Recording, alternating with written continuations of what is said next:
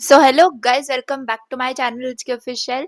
And yes, in this video we are going to start our unit 3 of mathematics 3. Okay, तो yes, I will try to cover it in the one shot. बहुत ज़्यादा simple unit है, लेकिन हाँ formulas and थोड़ा बहुत logic I will say आपको important है समझना, तो वो मैं आपको समझा दूंगी. एंड बहुत ज़्यादा कैलकुलेशंस है, एंड इसको आप बिल्कुल भी बिना कैलसी से के अटेम्प्ट नहीं कर सकते. इसीलिए मैंने सोचा कि अपने पेपर पे या फिर बोर्ड पे करने से अच्छा है, बहुत टाइम वेस्ट होगा. आई विल शो यू यर डायरेक्टली आपको क्या कैसे करना है. I will tell you step wise and believe me you will understand each and every concept. ठीक है, तो चलिए देखते हैं. And this is the unit. Okay, आपका स्टैटिस्टिक्स यूनिट है ये. आई होप ये आपको क्लियरली समझ में आ रहा है कि आप जो है स्टैटिस्टिक्स से डील कर रहे हो, इसका मतलब कि आपको कैलकुलेशंस करनी है. ठीक है, तो स्टैटिस्टिक्स क्या है? सी स्टैटिस्टिक्स क्या है? It is a branch of science in which we study methods applied in collecting, analysing and interpreting quantitative data by various cases. मतलब एट लाइक ऐसा समझो कि सारे के सारे प्रॉब्लम में आपको कुछ ना कुछ क्वांटिटेटिव डेटा गिवन होगा, उससे हम डील करेंगे, है ना. तो ये बेसिकली स्टैटिस्टिक्स होता है. तो चलिए, ये तो बेसिक आपके जो है ना डेफिनेशंस हो गए. आई डोंट थिंक सो इतना आपको ये इंपॉर्टेंट है. So there are 5 methods to study. Okay, let it be. See what is arithmetic mean, ये देख लो. Arithmetic mean क्या होता है? Consider आपके पास डेटा है x1, x2, x3 till xn. ठीक है, तो आप क्या करते हो arithmetic mean के अंदर? x1 plus x2 till xn upon n, like आप एवरेज के लिए करते हो. ठीक है, तो ये आपका जो है ना फॉर्मूला बन के आता है summation of xi upon n. ठीक है, तो अरिथमेटिक मीन के लिए ये फॉर्मूला होता है. अब सिमिलरली अगर अगर आपको फ्रीक्वेंसी डेटा गिवन होगा, फ्रीक्वेंसी डेटा, ठीक है, जिसके साथ हम डील करने वाले हैं, तो उस केस में क्या होता है ना, सी ये वाला नहीं, ये वाला रॉन्ग है, यहाँ पे एन आएगा आपका. यहाँ पे आपको क्या करना है? यहाँ पे आपको जस्ट समेशन के अंदर फ्रीक्वेंसी को ऐड कर लेना है. ठीक है, summation of f i x i upon n. ठीक है, कैपिटल एन, ये याद रखो. ठीक है, ओके, फाइन फाइन फाइन. यहाँ पे capital n is what your summation of f i, तो यू कैन कंसीडर दिस. ठीक है, लेकिन वैसे जो मैं आपको फॉर्मूला बताऊंगी उसके अंदर नीचे एन आएगा. I will tell you how. ठीक है, लेकिन ठीक है, अभी इसके लिए आप इतना याद रखो कि summation of x i upon n होता है. यहाँ पे आपको summation of f i x i upon n होता है. ये this is a capital n, इसका मतलब समेशन ऑफ फ्रीक्वेंसीज की बात हो रही है. ठीक है, fine. Now mode, it is value of variable which occurs frequently, और it is a class which is having the higher frequency. मतलब जिस पर्टिकुलर क्लास की फ्रीक्वेंसी हाई होती है, वो आपका जो है वो मोड हो जाता है. ठीक है, देन मीडियन के बारे में बात करें तो suppose given data is not arranged in ascending और descending order, then arrange data in ascending और डिसेंडिंग ऑर्डर. ठीक है, फिर ही हम मीडियन को निकाल सकते हैं. Clear?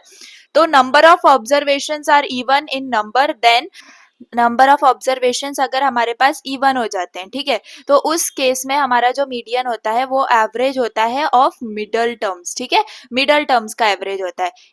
If number of observations are odd, तो उस केस में हमारा जो मीडियन होता है वो डायरेक्टली हमारा जो है मिडल एलिमेंट होता है. क्लियर? बात समझ में आ गई? तो मीडियन यहाँ पे एवरेज ऑफ मिडल नंबर्स, यानी कि मिडल में दो नंबर्स आपके पास आएंगे, तो उन दो नंबर्स में आप क्या करोगे? उनका एवरेज निकाल लोगे, अगर इवन नंबर ऑफ ऑब्जर्वेशन है तो. ठीक है, अदरवाइज ऑड नंबर है तो आप मिडल टर्म जो है वो कंसीडर कर लेते हो.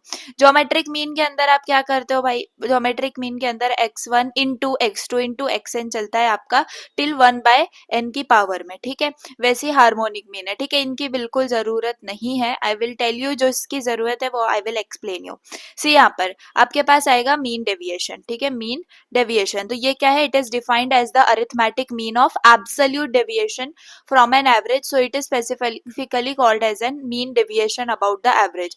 तो इसके अंदर क्या होता है? सी इसके अंदर व्हाट वी डू, यहाँ पे आपका ये है मीन डेविएशन का फॉर्मूला. ठीक है, इसको आप अच्छे से याद रख लो, एक बार लिख लो. जो फॉर्मूलाज मैं बॉक्स कर रही हूँ ना, वो यू ट्राई. ठीक है यार, एक तो माउस से जो है ना ड्रॉ करना इज वेरी डिफिकल्ट. ठीक है, तो मीन डिविएशन के फॉर्मूले के अंदर आपके पास x i minus A upon n आता है. ठीक है, x i minus A, sorry x dash upon ये, इसका मतलब क्या है? एक्स बार का मतलब क्या है? एक्स बार का मतलब आपका मीन होता है. ठीक है, और ये कैपिटल ए है, यहाँ पे आपको यहाँ पे इसको अरिथमेटिक मीन कंसीडर करना है.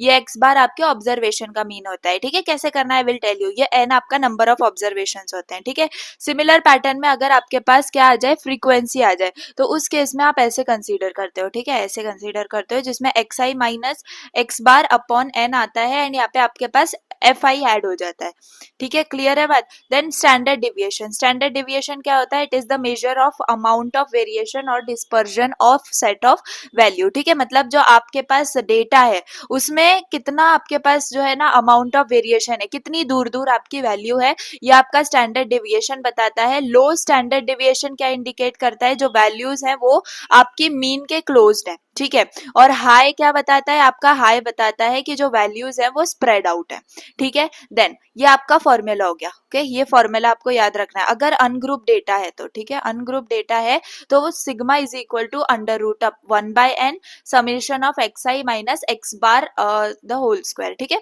तो एक्स आई आपके क्या होते हैं, ऑब्जर्वेशन होते हैं, लेट से 1 2 3 4 5 आपके ऑब्जर्वेशन है एंड ये एक्स बार आपका मीन होता है, ठीक है। तो ये आपको फॉर्मूले याद रखने हैं प्लीज, क्लियर। इसी को आप जो है ऐसे भी लिख सकते हो, this is for group data, तो इसके अंदर यहाँ पे कैपिटल एन आ जाएगा एंड हमने ऊपर ही देखा है कैपिटल एन क्या होता है, मैंने आपको बताया था कैपिटल एन हमने समेशन ऑफ एफ आई देखा था, यस, कैपिटल एन क्या होता है, summation of all the frequencies, clear. तो आई होप ये बातें आपको समझ में आ रही हैं एंड ये फॉर्मूलाज आपके इंपॉर्टेंट हैं, आपको एमसीक्यूज में पूछे जाते हैं, तो फॉर्मूलाज आपको प्लीज याद रखने की जरूरत है। नाउ वेरिएंस, वेरिएंस क्या होता है, सी वेरिएंस आपका होता है स्क्वायर ऑफ एस डी यानी कि स्टैंडर्ड डेविएशन, तो स्क्वायर यानी कि सिग्मा आपका क्या होता है, सिग्मा आपका स्टैंडर्ड डेविएशन होता है ना, सिग्मा आपका स्टैंडर्ड डेविएशन होता है, तो सिग्मा स्क्वायर आपका वेरिएंस हो जाता है and this is the formula. इसमें आपका क्या हो गया, कुछ भी नहीं, आपका जो सिग्मा वाला फॉर्मूला है ना उसमें ही आपने स्क्वायर कर दिया, तो ये जो स्क्वायर रूट है बस ये निकल गया एंड आपके पास 1/n summation of x i minus x bar the whole square बचा है, ठीक है। इसको आप अच्छे से याद कर लेना बैठ के, ठीक है। फिर रूट मीन स्क्वायर की बात करते हैं, तो रूट मीन स्क्वायर के अंदर हम क्या करते हैं, सिंपल आपका यहाँ पे जो ये एक्स बार है ना, इस एक्स बार की जगह यहाँ पे ए आ गया है एंड यहाँ पे हम फ्रीक्वेंसी के साथ डील कर रहे हैं तो कैपिटल एन आ जाएगा, ठीक है। तो ये जो फॉर्मूला है ये आपको रूट मीन स्क्वायर को जो है यहाँ पे याद रखना है, मे बी आपको एमसीक्यूज में आ सकता है, न्यूमेरिकल्स में इतने चांसेस नहीं है, ठीक है। Now the important topic is moments. अब आपको अपने पर्टिकुलर क्या कहते हैं यूनिट में, सी आपको कुछ टाइप के क्वेश्चंस ही हैं जो आते हैं, 3-4 टाइप के क्वेश्चंस हैं, I will tell you. Moments के ऊपर क्वेश्चन आता है, देन आपके पास कोरिलेशन के ऊपर क्वेश्चन आता है, रिग्रेशन लाइन के ऊपर क्वेश्चन आता है, ठीक है। तो मोमेंट्स एक बहुत इंपॉर्टेंट आपका जो है ना टॉपिक बन जाता है जिसमें आपको कैलकुलेशंस भी काफी अच्छी खासी करनी पड़ती हैं, लेकिन इसमें समझने चीजें इंपॉर्टेंट है, कैसे, देखो मोमेंट्स क्या होते हैं, moments about mean are known as the central moment and is denoted by mu i and is defined as this, ये फॉर्मूला है, ठीक है, ये आपका फॉर्मूला है किसका, ये म्यू आर का, म्यू आर यानी कि आपका सेंट्रल मोमेंट, ठीक है, म्यू आर यानी कि सेंट्रल मोमेंट की आपकी यहाँ पे बात हो रही है। जितने मैं बॉक्स कर रही हूँ again I am telling you कि आप नोट डाउन करते रहो एंड ट्राई करो कि आप उनको रिमेंबर कर पाओ, लिख लिख के याद करो। वैसे आई विल टेल यू जब आप न्यूमेरिकल्स देखोगे, सम्स देखोगे तो आपको समझ में आ जाएगा, तो वही आप जो फॉर्मूलाज अच्छे से याद रखना। यहाँ तक जो हम फॉर्मूलाज देख रहे थे ये सिर्फ एमसीक्यूज के लिए थे, ठीक है। अब जो है ना यहाँ से ही इस सेंट्रल मूवमेंट के पॉइंट से आपके जो है ना एग्जाम्पल्स में, न्यूमेरिकल्स में जो क्वेश्चन आएंगे उनके फॉर्मूला स्टार्ट हो गए, ठीक है।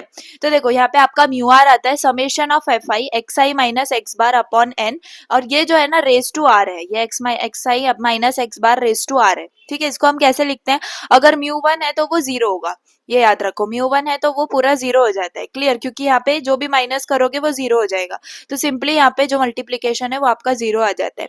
फिर म्यू टू के लिए क्या होता है, सिंपल आर की जगह 2 डाल दो, ठीक है, तो ये हो गया। म्यू थ्री के लिए आर की जगह 3 डाल दो, ठीक है। तो ये सेंट्रल मूवमेंट्स के फॉर्मूलाज हो गए, तो ये आपको एक बार अच्छे से समझ लेने। देन रॉ मोमेंट क्या होता है, तो raw moment, moment about any point of observation is known as raw moment. Central moment क्या था, इट इज अबाउट मीन, ठीक है, सेंट्रल मोमेंट अबाउट मीन होता है और raw moment about any point होता है, ठीक है, एनी पॉइंट ऑफ ऑब्जर्वेशन, तो उसको हम जो है ना डैश से रिप्रेजेंट करते हैं। हमारा सेंट्रल मोमेंट जो है वो म्यू आर होता है और हमारा जो रॉ मोमेंट है वो म्यू आर डैश होता है, समझ में आ रही है मेरी बात। और ये म्यू आर डैश का फॉर्मूला अच्छे से याद कर लो, ठीक है, अदरवाइज जो फॉर्मूलाज म्यू आर डैश के लिए करने हैं वो मैं आपको बताऊंगी, ये जनरल फॉर्मूलाज हैं, ठीक है। इसमें आपको समेशन एफ आई अपॉन क्या करना है, कुछ भी नहीं, तो सिंपल आपको क्या करना है, सी यहाँ पे सिर्फ आपको क्या रिप्लेस कर देना है, एक्स से ए को रिप्लेस कर देना है, ठीक है, मेरी बात समझ में आ रही है, okay. Now if mu I is equal to x minus a upon h, then the raw moment is defined as like this. ठीक है, तो ये जो है आपको ये वाला फॉर्मूला भी अच्छे से ध्यान में रखना है. यू विल अरे यार सी, ये जो फॉर्मूला है ना, आई विल टेल यू, ये फर्स्ट वाला जो क्वेश्चन होगा ना उसी में हम लोग इसको यूज कर लेंगे, लेकिन प्लीज इसको जो है आप एक बार नोट डाउन कर लो. ठीक है, तो mu r dash is equal to h raise to r summation of f i mu raise to r upon n. ठीक है, तो ये आ जाएगा यार, जब आप लिखोगे एंड जब आप करोगे तो इजीली आ जाएगा एंड अच्छे से ध्यान में भी रहता है, तो आप इस पे प्रॉब्लम नहीं है. Now now very very very important questions, मैंने नोट्स में भी लिख दिया था कि वेरी इंपॉर्टेंट नोट, ये जो फॉर्मूलाज है आपके ये है. अभी तक हमने देखा कि सेंट्रल मोमेंट का जो फॉर्मूला है वो, और जो आपके रॉ मोमेंट का फॉर्मूला है वो, लेकिन ये जो फॉर्मूलाज हैं ये क्या है, ये फॉर्मूला है of central moment in terms of raw moment. ठीक है, तो इसमें आपको अच्छे से क्या याद रख लेना है कि जो म्यू नॉट है वो आपका 1 होता है. ठीक है, उसके बाद जो म्यू 1 है वो आपका 0 होता है, ये याद रखना है. अब म्यू 2 का फॉर्मूला होता है mu 2 dash minus mu 1 dash का स्क्वायर. ये प्लीज अच्छे से याद रखना. कैसे याद रखोगे, 2 1. ठीक है, 2 1 2 1 याद रखोगे, एंड जहां पे 2 है वहां आपको ये डैश याद रखना है. ठीक है, ये डैश हमेशा होगा, सब में होगा. डैश क्या रिप्रेजेंट करता है, रॉ मोमेंट को रिप्रेजेंट करता है. ठीक है, तो यहाँ पे म्यू 2 डैश और यहाँ पे म्यू 1 डैश का स्क्वायर. Clear, okay. अब म्यू 3 के अंदर, अब देखो जो है ना म्यू 3 वही वाला टर्म पहले आएगा. ठीक है, जो म्यू 2 है तो म्यू 2 डैश पहले आ गया, म्यू 3 है तो म्यू 3 डैश पहले आ जाएगा. ठीक है, अब ये म्यू 3 है ना, तो यहाँ पे 3 पहले आएगा माइनस के बाद. ठीक है, उसके बाद जो ऊपर वाला टर्म था ना, बस स्क्वायर निकाल दो, ऊपर वाला term as it is mu 2 dash minus mu 1 dash. ठीक है, फिर माइनस था ना, उसके बाद आपके पास प्लस आएगा. ठीक है, यहाँ पर इसको याद रखो एज अ 32. ठीक है, इसको आप याद रखोगे एज अ 32, इसको याद रखोगे 4 6 3, ये याद रखोगे. ठीक है, आप जब लिख लिख के इसको ना, पता है बहुत आप ना 10-15 बार जब ये फॉर्मूलाज लिखोगे ना, I am not telling you while solving examples, you have to write it exactly just for understanding purpose. आप जब तक लिखोगे नहीं ना, ये फॉर्मूला याद नहीं होगा. ठीक है, तो प्लीज 1-2 पेज ले लो एंड यही फॉर्मूला बार बार 1-2 बार 3 बार 4 बार देख के लिखो, and then try to understand the pattern and then try to write by your own. ठीक है, तभी ये फॉर्मूलाज आपके लर्न होने वाले हैं. तो व्हाट आई सेड, आपको क्या करना है, म्यू 2 है तो 2 आपको म्यू 2 डैश पहले लिखना है, म्यू 3 है तो म्यू 3 डैश, म्यू 4 है तो म्यू 4 डैश. ठीक है, अब यहाँ पे 3 है तो यहाँ पे आप क्या करोगे, 3 म्यू 2 डैश म्यू 1 डैश. ठीक है, ये जो ऊपर का है just same as it is, आपको यहाँ पे स्क्वायर निकाल देना है और बीच का माइनस निकाल देना है. ठीक है, फिर आप प्लस करोगे 2 म्यू 1 डैश का क्यूब. ठीक है, म्यू 1 डैश का क्यूब. अब यहाँ पे क्यूब कैसे आया, क्योंकि अगेन यहाँ पे ये 3 का फॉर्मूला है. अब म्यू 4 के लिए तो म्यू 4 डैश, अब 4 आएगा यहाँ पे, एंड यहाँ पे आप क्या करोगे, ये वाला म्यू 3 डैश और म्यू 1 डैश यहाँ पे ले लोगे. ठीक है, फिर यहाँ पे म्यू 2 डैश म्यू 1 डैश और यहाँ पे स्क्वायर भी आएगा, क्योंकि अब हमने ये एक बार लिख दिया है, वापस से हम ये लिख रहे हैं. ठीक है, minus 3 mu 1 dash raise to 4. अब यहाँ पे भी रेस टू 4 क्यों आया, बिकॉज अगेन 4 का फॉर्मूला है. ठीक है, अब ये किसी भी पैटर्न से आप इसको याद कर लो, लेकिन ये फॉर्मूलाज मस्ट है आपको ये पर्टिकुलर यूनिट में स्कोर करने के लिए. ठीक है, देन स्क्यूनेस होता है, तो to get idea about the shape of curve we study skewness, and skewness signifies the symmetry. ठीक है, तो स्क्यूनेस से हमें सिमेट्री पता चलती है. मैं आपको बताऊं तो स्क्यूनेस को हम डिफाइन करते हैं या फिर हाँ डिनोट करते हैं बाय बीटा. ठीक है, अगर मैं यहाँ पे लिख पा रही हूँ तो ये ऐसे आप बीटा, ओके यार please ignore the writing, but beta. ठीक है, बीटा से हम इसको डिनोट करते हैं. तो बीटा अगर हमारा जो है 0 होता है, ठीक है, यहाँ पे मैं ट्राई कर रही हूँ लिखने का, लेकिन अगर बीटा जो है आपका 0 हुआ तो आप क्या कंसीडर करते हो, आप कंसीडर करते हो ये क्या है, ये है परफेक्टली सिमेट्रिकल डिस्ट्रीब्यूशन. ठीक है, क्या है, परफेक्टली सिमेट्रिकल डिस्ट्रीब्यूशन, यानी कि ये जो ग्राफ आएगा ना ये परफेक्ट सेंटर में आएगा, तो वो होता है आपका क्या, परफेक्टली सिमेट्रिकल डिस्ट्रीब्यूशन. अगर जो ये बीटा है, ठीक है, इसको आप बीटा 1 बोलोगे. ठीक है, स्क्यूनेस को आप बीटा 1 बोलोगे. ठीक है, क्योंकि बीटा 2 आप बोलोगे कुर्टोसिस को, वो नेक्स्ट आएगा आपके पास. तो बीटा 1 को आप 0 बोल रहे हो. बीटा 1 अगर आपका ग्रेटर देन 0 होता है, ठीक है, ग्रेटर देन 0, तो उस केस में आप क्या बोलोगे, पॉजिटिव स्क्यूड. ठीक है, उस केस में आप बोलोगे ये होता है पॉजिटिव स्क्यूड. अब पॉजिटिव का मतलब क्या हो गया, पॉजिटिव का मतलब आप यहाँ पे देख सकते हो, सी यहाँ पे ये जो ग्राफ बनाया है ना मैंने, उसके अंदर आप अच्छे से समझ लोगे, ये पॉजिटिव स्क्यूड है। इसका मतलब ये जो है ना, ये एक्सिस के थोड़े से ऐसे इस तरफ है ना, यानी कि मोड आपका सबसे बड़ा होता है, मोड सबसे बड़ा होता है, उसके बाद मीडियन, उसके बाद मीन आता है। तो इसीलिए जो ये मोड है ना, मोड सबसे ज्यादा बड़ा है, उसके बाद आपका ग्राफ जो है वो छोटा होता गया है। ठीक है, तो ये होता है पॉजिटिव स्क्यूनेस। यहाँ पे क्या होता है, नेगेटिव स्क्यूनेस में आपका जो मीडियन होता है वो ज्यादा बड़ा होता है, एंड ये ऐसा आपका स्ट्रक्चर बनता है। ठीक है, तो ये नेगेटिव स्क्यूड। अब नेगेटिव कब होगा, जब ये आपका जो बीटा वन है वो लेस देन जीरो होगा, तब आप इसको बोलते हो नेगेटिवली स्क्यूड। ठीक है, अगेन मैं रिवाइज करवा दूं, बीटा वन अगर इक्वल टू जीरो हुआ यानी कि परफेक्टली सिमेट्रिकल डिस्ट्रीब्यूशन होता है, beta one greater than zero हुआ तो positively skewed, and beta one less than zero हुआ तो नेगेटिवली स्क्यूड। ठीक है, तो ये स्क्यूनेस के ऊपर आती है आपकी बात। ठीक है, ये स्क्यूनेस का फॉर्मूला भी है, लेकिन यहाँ ये कहीं पे यूज नहीं होता, लेकिन आप एमसीक्यूज के लिए अगेन पढ़ के जा सकते हो। ठीक है, so the coefficient of skewness. अब कोएफिशिएंट ऑफ स्क्यूनेस बहुत इंपॉर्टेंट है, एट द एंड आपको हर क्वेश्चन में ये निकालना होता है। तो ये देखो, ये याद रखो, ये बीटा वन, मैंने क्या बोला था, स्क्यूनेस को हम बीटा वन से डिनोट करते हैं। अब सबसे पहले हमारा जो फ्लो होता है ना आंसर का, वो क्या होता है, सबसे पहले हम रॉ मोमेंट निकालते हैं, रॉ मोमेंट यानी कि म्यू आर डैश। ठीक है, म्यू आर डैश निकालते हैं। उसके बाद हम सेंट्रल मोमेंट निकालते हैं। सेंट्रल मोमेंट कैसे निकालते हैं, बाय यूजिंग दिस फॉर्मूलाज। ठीक है, ये सारे फॉर्मूलाज का यूज करके हम सेंट्रल मोमेंट निकालते हैं। सेंट्रल मोमेंट निकालने के बाद हम बीटा वन निकालते हैं। तो जब सेंट्रल मोमेंट यानी कि म्यू थ्री मेरे पास है, तो मैं म्यू थ्री और मेरे पास म्यू टू भी होगा, तो आप यहाँ पे क्या करते हो, म्यू थ्री का स्क्वायर और म्यू टू का क्यूब। अब इस केस में याद रखो, बीटा वन में सिर्फ टू थ्री होता है, क्या होता है, सिर्फ टू थ्री। और ऊपर जो है ना, वो आपका कैसे शुरू होता है, ये जो म्यू थ्री है, पहले पहले बड़ा वाला होगा, उसका स्क्वायर होगा, और फिर नीचे छोटा वाला होगा, दैट इज टू होगा, एंड देन उसका क्यूब होगा। ठीक है, तो थ्री है तो स्क्वायर होगा, टू है तो क्यूब होगा, बस इसको आपको ऐसे याद रखना है। ये स्क्यूनेस हो गया। और फिर होता है आपके पास कुर्टोसिस। मैंने बोला था बीटा टू आपका होता है कुर्टोसिस। ठीक है, इसका फॉर्मूला होता है mu four upon mu two का स्क्वायर। बस इतना याद रखो, दोनों फोर फोर कहीं ना कहीं बन रहे हैं, इस टू प्लस टू भी करोगे तो फोर ही आ जाएगा। ऐसे कुछ लॉजिक लगा के आपको इन फॉर्मूलाज को याद करना है। उसके बाद स्क्यूनेस के लिए आपके पास पहले तो ये गैमा वन होता है, जो कि आपका आता है under root of beta one. ठीक है, अगेन मैं आपको फ्लो याद करवा दूं, पहले आप निकालते हो क्या, म्यू आर डैश यानी कि रॉ मोमेंट, फिर आप निकालते हो म्यू आर यानी कि सेंट्रल मोमेंट, उसके बाद आप निकालते हो कोएफिशिएंट ऑफ स्क्यूनेट, उसके बाद आप निकालते हो कोएफिशिएंट ऑफ कुर्टोसिस, उसके बाद आप निकालते हो ये gamma one, distribution of skewness. तो gamma one is equal to under root of beta one होता है, और गैमा टू क्या होता है आपका, बीटा टू माइनस एम। ठीक है, ये आपका बीटा है, ये याद रखो, बी नहीं है, ये आपका बीटा है। ठीक है, ओके। अब ये चीज भी याद रखो, जो आपका बीटा टू होता है, ठीक है, इसको आप इग्नोर मारो एक टाइम के लिए, लेकिन हाँ ये भी कंसीडर करते हैं, लेकिन आपका सिर्फ बीटा टू से भी समझ में आ जाता है। तो if beta two is equal to three, तो आप बोलते हो क्या है ये, बीटा टू अगर थ्री होता है ना, इसको आप बोलते हो मेसोकुर्टिक। मेसोकुर्टिक यानी कि नॉर्मल डिस्ट्रीब्यूशन। ठीक है, बीटा टू अगर लेस देन थ्री है, बस इतना देखो। ठीक है, beta two less than three है, यहाँ पे beta two equal to three है, अगर लेस देन थ्री हुआ तो आप बोलते हो प्लेटोकुर्टिक। ठीक है, क्या बोलते हो, प्लेटो या फिर प्लेटी। ठीक है, यहाँ पे आप इसको जो है वाई कर लो करेक्टली, प्लेटिकुर्टिक। ठीक है, फिर बीटा टू अगर ग्रेटर देन थ्री होता है तो आप बोलते हो लेप्टोकुर्टिक। ठीक है, क्या बोलते हो, लेप्टोकुर्टिक।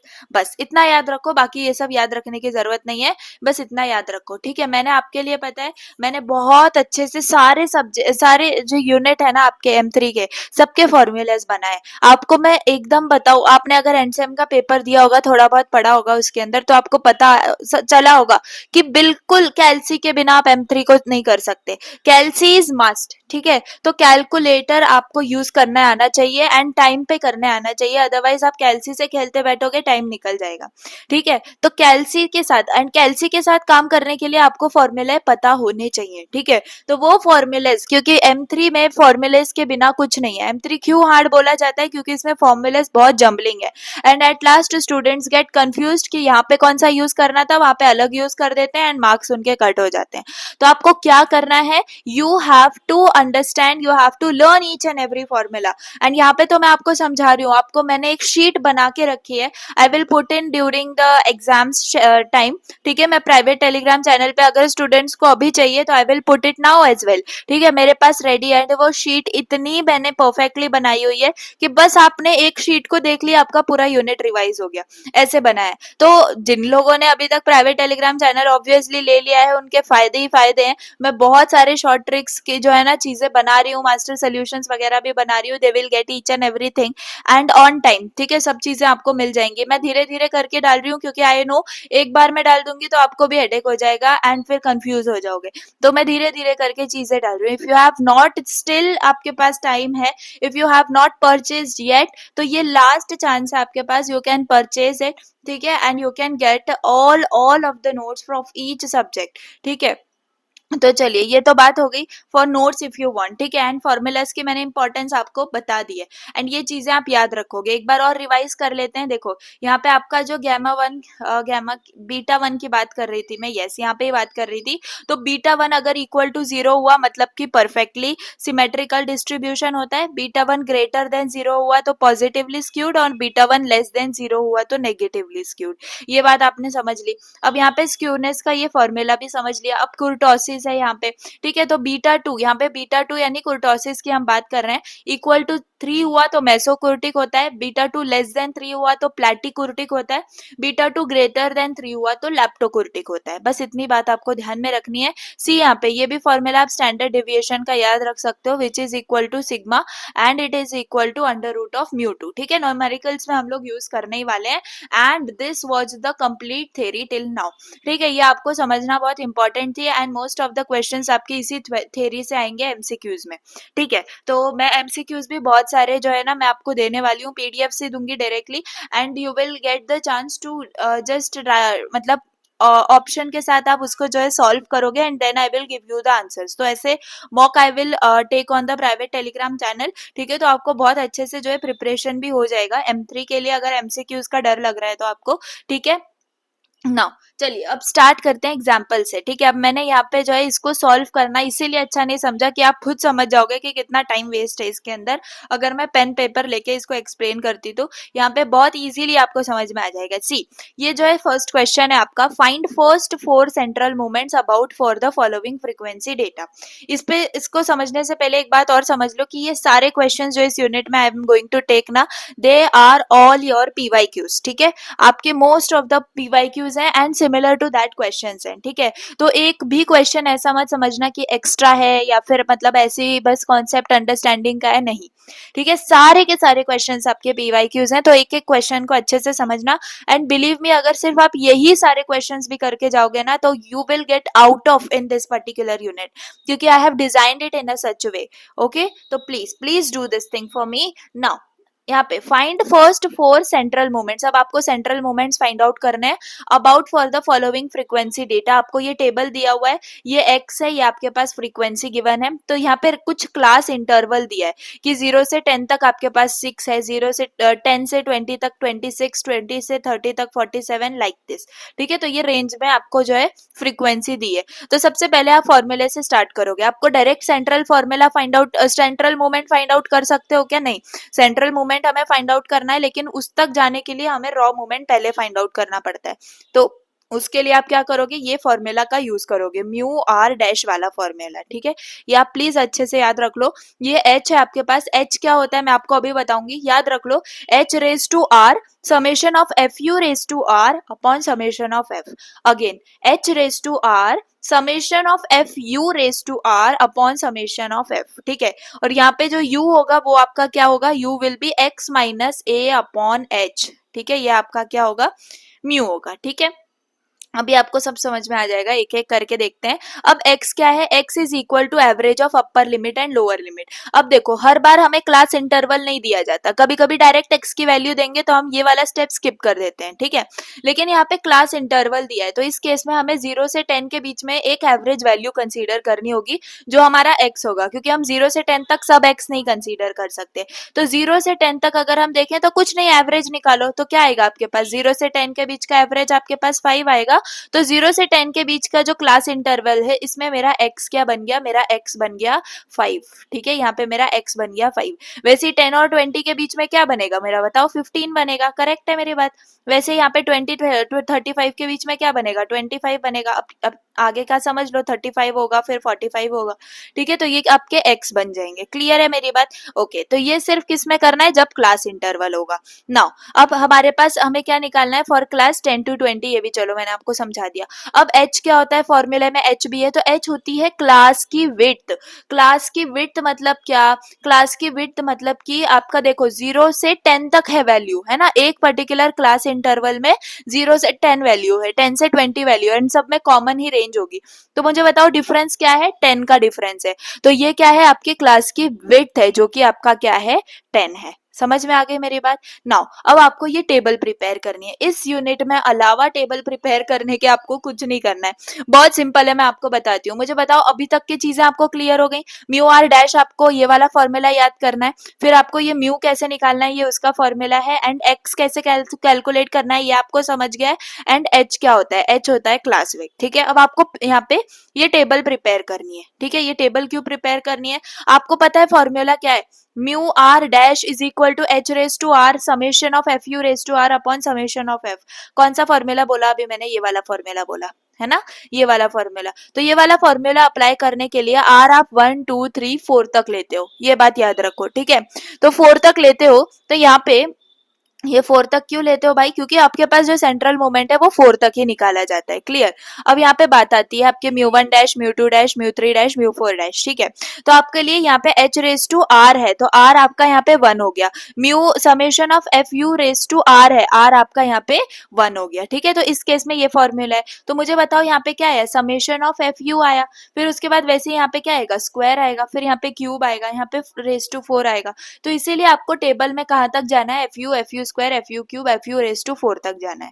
आप सारी चीजें टेबल में कैलकुलेट कर लेते हो। ठीक है, अब यहाँ पे एफ इंटू यू करना है ना, तो एफ भी होगा आपके पास, तो यहाँ पे एफ आ गया। एफ कहाँ से मिलेगा आपको, यहाँ पे एफ गिवन है ना टेबल में, है ना। और ये एक्स आपको कौन सा लेना है, आपके पास क्लास इंटरवल है, क्लास इंटरवल है देखो यहाँ पे, लेकिन आप क्या करोगे, एक्स कंसीडर करोगे, क्या, इसके बीच का एवरेज जो हमने निकाला। ठीक है, ओके, ये फ्रीक्वेंसी उसके बाद आपने ले लेनी है। अब यहाँ पे आप u को कैलकुलेट कर लोगे, ताकि आप directly F u square, f u cube निकाल पाओ। ठीक है, तो u कैसे कैलकुलेट करोगे, u का फॉर्मूला मैंने आपको स्टार्टिंग में बता दिया है, x माइनस ए अपॉन एच। ठीक है, अब a क्या कैसे कैलकुलेट करोगे, अब यहाँ पे a आपको गिवन नहीं है, तो आप इसको क्या लेते हो, अप्रोक्सीमेट वैल्यू लेते हो। तो 0 से लेके आप देखो तो 50 तक की आपके पास वैल्यूज हैं, तो 0 से 50 तक वैल्यूज हैं, तो आप सेंट्रल एलिमेंट अरिथमेटिक मीन ले लो। तो 0 से 50 के बीच में क्या आता है, 25 आता है। करेक्ट है मेरी बात। तो आपने ए यहाँ पे क्या अज्यूम कर लिया, 25 अज्यूम कर लिया। समझ में आ गई बात। बस अब x आपके पास है, a आपके पास है, h भी आपके पास है, तो अब आप क्या करोगे, डायरेक्टली u कैलकुलेट कर सकते हो, है ना। तो यहाँ पे अब जब u भी आपके पास आ जाएंगे कैलकुलेशंस के बाद, तो अब आप एफ यू में पुट करोगे, एफ यू स्क्वायर में पुट करोगे, एफ यू क्यूब में, एफ यू 4 में। एक मैं आपको बताती हूँ, देखो x है आपके पास 5, एफ है आपके पास 6। ठीक है, तो म्यू कैसे आएगा, एक्स आपका 5 है, 5 माइनस ए आपने कंसीडर किया है 25, एच आपका है 10, तो वैल्यू आपके पास आ गई -2। अब एफ इंटू यू आप करोगे, यानी कि ये 6 इंटू -2 आप करोगे, आपको मिल जाएगा -12। अब एफ यू का स्क्वायर, यानी यू का ही स्क्वायर करना है, -2 का स्क्वायर करना है, माइनस माइनस आपका प्लस हो जाएगा, तो 6 4 जा 24। सिमिलरली 6 इंटू -2 का क्यूब आपको -48 मिलेगा। ठीक है, 6 इंटू -2 रेज टू 4 आपको 96 मिलेगा। सिमिलर है मेरी बात, समझ में आ रही है। अब वैसे ही आपको इस सब चीजों के लिए करना है ना।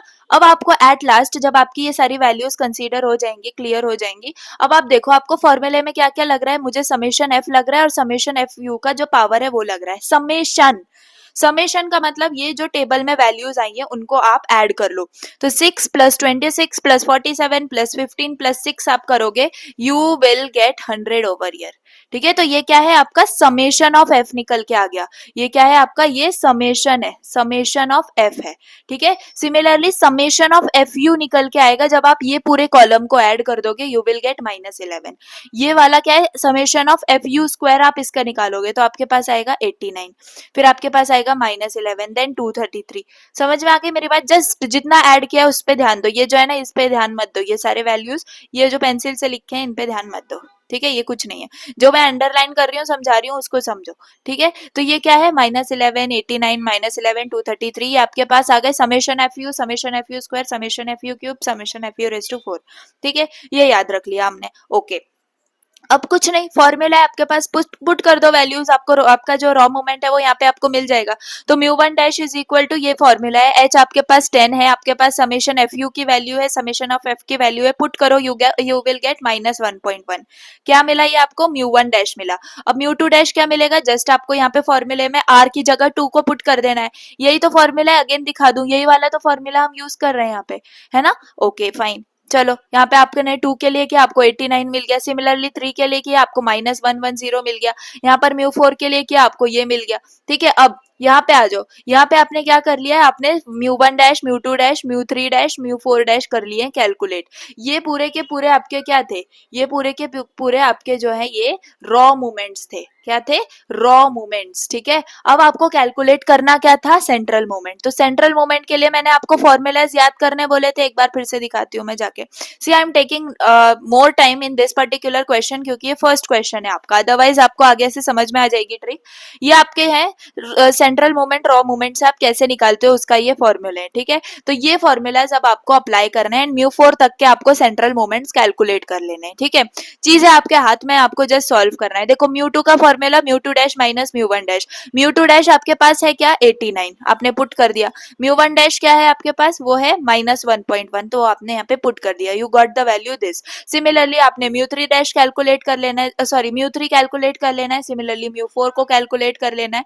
बस समझ में आ रही है मेरी बात? तो ये होता है, आपको ऐसे कैलकुलेट करना है। अब आपको क्वेश्चन में सिर्फ बोला है कि फाइंड फर्स्ट 4 सेंट्रल मूवमेंट्स, तो इसमें आपको beta one, beta two, gamma one, gamma two की जरूरत नहीं है, लेकिन if you want you can just add and you can just calculate and keep. लेकिन जस्ट यहाँ पे यहाँ तक आपका जो क्वेश्चन है वो एंड हो चुका है। ठीक है, समझ में आ गई मेरी बात कैसे कैलकुलेट किया है? होप आपको समझ में आ रही है चीजें। एंड यही अगर मैं करती ना नोटबुक में तो बहुत टाइम जाता है इन सब कैलकुलेशंस के लिए। एंड ये calculations I don't think so मुझे आपको कैलकुलेशंस एक्सप्लेन करने की जरूरत है। You can do by your own, just calci का यूज करना है बट करेक्ट यूज करना है। ठीक है, ये फॉर्मूला, ये टेबल आपको याद हो जाना चाहिए। एंड ये टेबल को कैसे याद करना है मैंने आपको बोला है। आपको फॉर्मूले में summation f u square, summation f u cube से 4 तक लगने वाले हैं, वो आप टेबल में ले लो। अब समेशन एफ यू में यू भी तो लग रहा है, तो यू का फॉर्मूला यहाँ पे लगा दिया। अब यहाँ पे एक्स और एफ तो आपको लगेंगे ही भाई, क्योंकि आपने टेबल में आपको एक्स और एफ दिया एंड उसी के बेसिस पे आप ये निकाल रहे हो। तो ये टेबल आपने बनाना है। ये पहले रॉ मोमेंट्स आपने निकाल लिए एंड ये जो है ना ये आपके क्या है? ये आपके हैं सेंट्रल मोमेंट्स। क्या है? Central moments. ठीक है, सो आई होप समझ में आ गया है and this was the complete question. I hope आपको क्लियर हो गया है।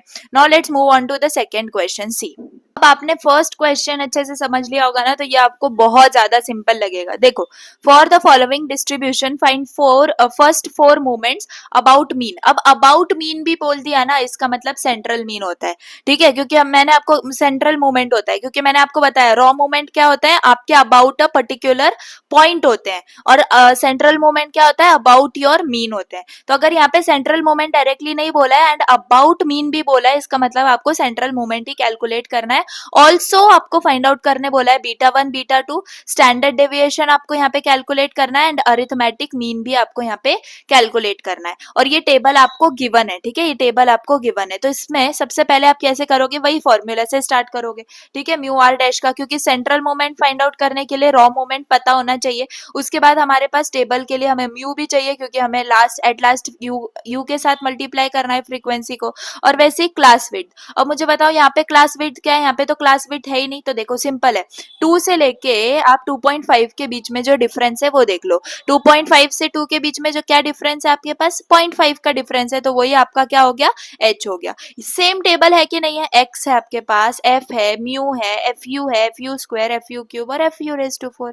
क्लियर है मेरी बात? बस एक्स और एफ यहाँ पे आपने पुट कर लिया, यू की वैल्यू सेम। अब यहाँ पे ए क्या है आपका? तो ए आपने देखो, अब यहाँ पे ये क्या है? 1 2 3 4 5 6 7 ऑड नंबर ऑफ एलिमेंट्स है। तो आप क्या कर लो, या तो 3 को कंसीडर कर लो ए, या फिर ये 3.5 को कंसीडर कर लो। किसी को कंसीडर कर सकते हो आप, you will get the correct answer. In my case I am considering 3.5 as my A, यानी कि यहाँ पे का ए। ठीक है, this is your temporary arithmetic mean. ठीक है, तो जस्ट इसमें आपने यहाँ पे कैलकुलेट कर लिया, multiply this, multiply raise to square से तो this, multiply raise to f u के क्यूब से तो this, multiply raise to u raise to 4 से तो यू विल गेट दिस। ठीक है, नाउ सेम आपको क्या करना है? रॉ मूवमेंट कैलकुलेट करना है। तो रॉ मूवमेंट का वही फॉर्मूला, कौन सा वाला? ये वाला फॉर्मूला, आर की जगह आपको क्या करना है, 1 2 3 4 को पुट करना है, 1 2 3 4 को पुट करना है। ठीक है, तो जस्ट टेबल से वैल्यूज लो, यहाँ पे आपकी वैल्यूज आ जाएंगी ये सारी, आप कैलकुलेट करके देखना प्लीज। ओके, सो ये वैल्यूज आपको मिल जाएंगी। देन आपने जो है आपको क्या कैलकुलेट करना है, सेंट्रल मोमेंट। सेंट्रल मोमेंट में आपने हमेशा देखा होगा, मैं म्यू 1 कंसीडर ही नहीं कर रही हूँ। क्यों म्यू 1 कंसीडर नहीं कर रही हूँ, क्योंकि म्यू 1 हमेशा क्या होता है, आपका 0 होता है।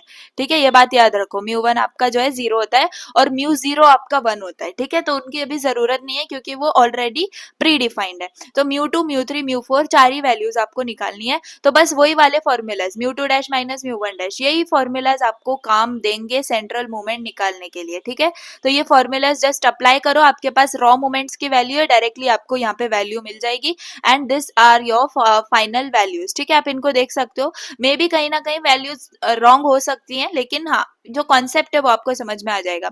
लेकिन मोस्टली करेक्ट है, मैंने सब जो है क्रॉस वेरीफाई करे हुई हैं, just for in case I am telling you.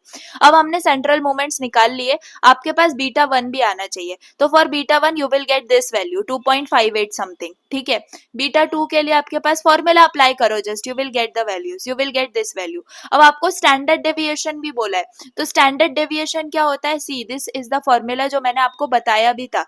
कहाँ पे बताया था, याद है क्या? यहाँ पे देखो, मैंने ऊपर आपको एकदम लास्ट वाले फॉर्मूलेज में इसको बताया हुआ था।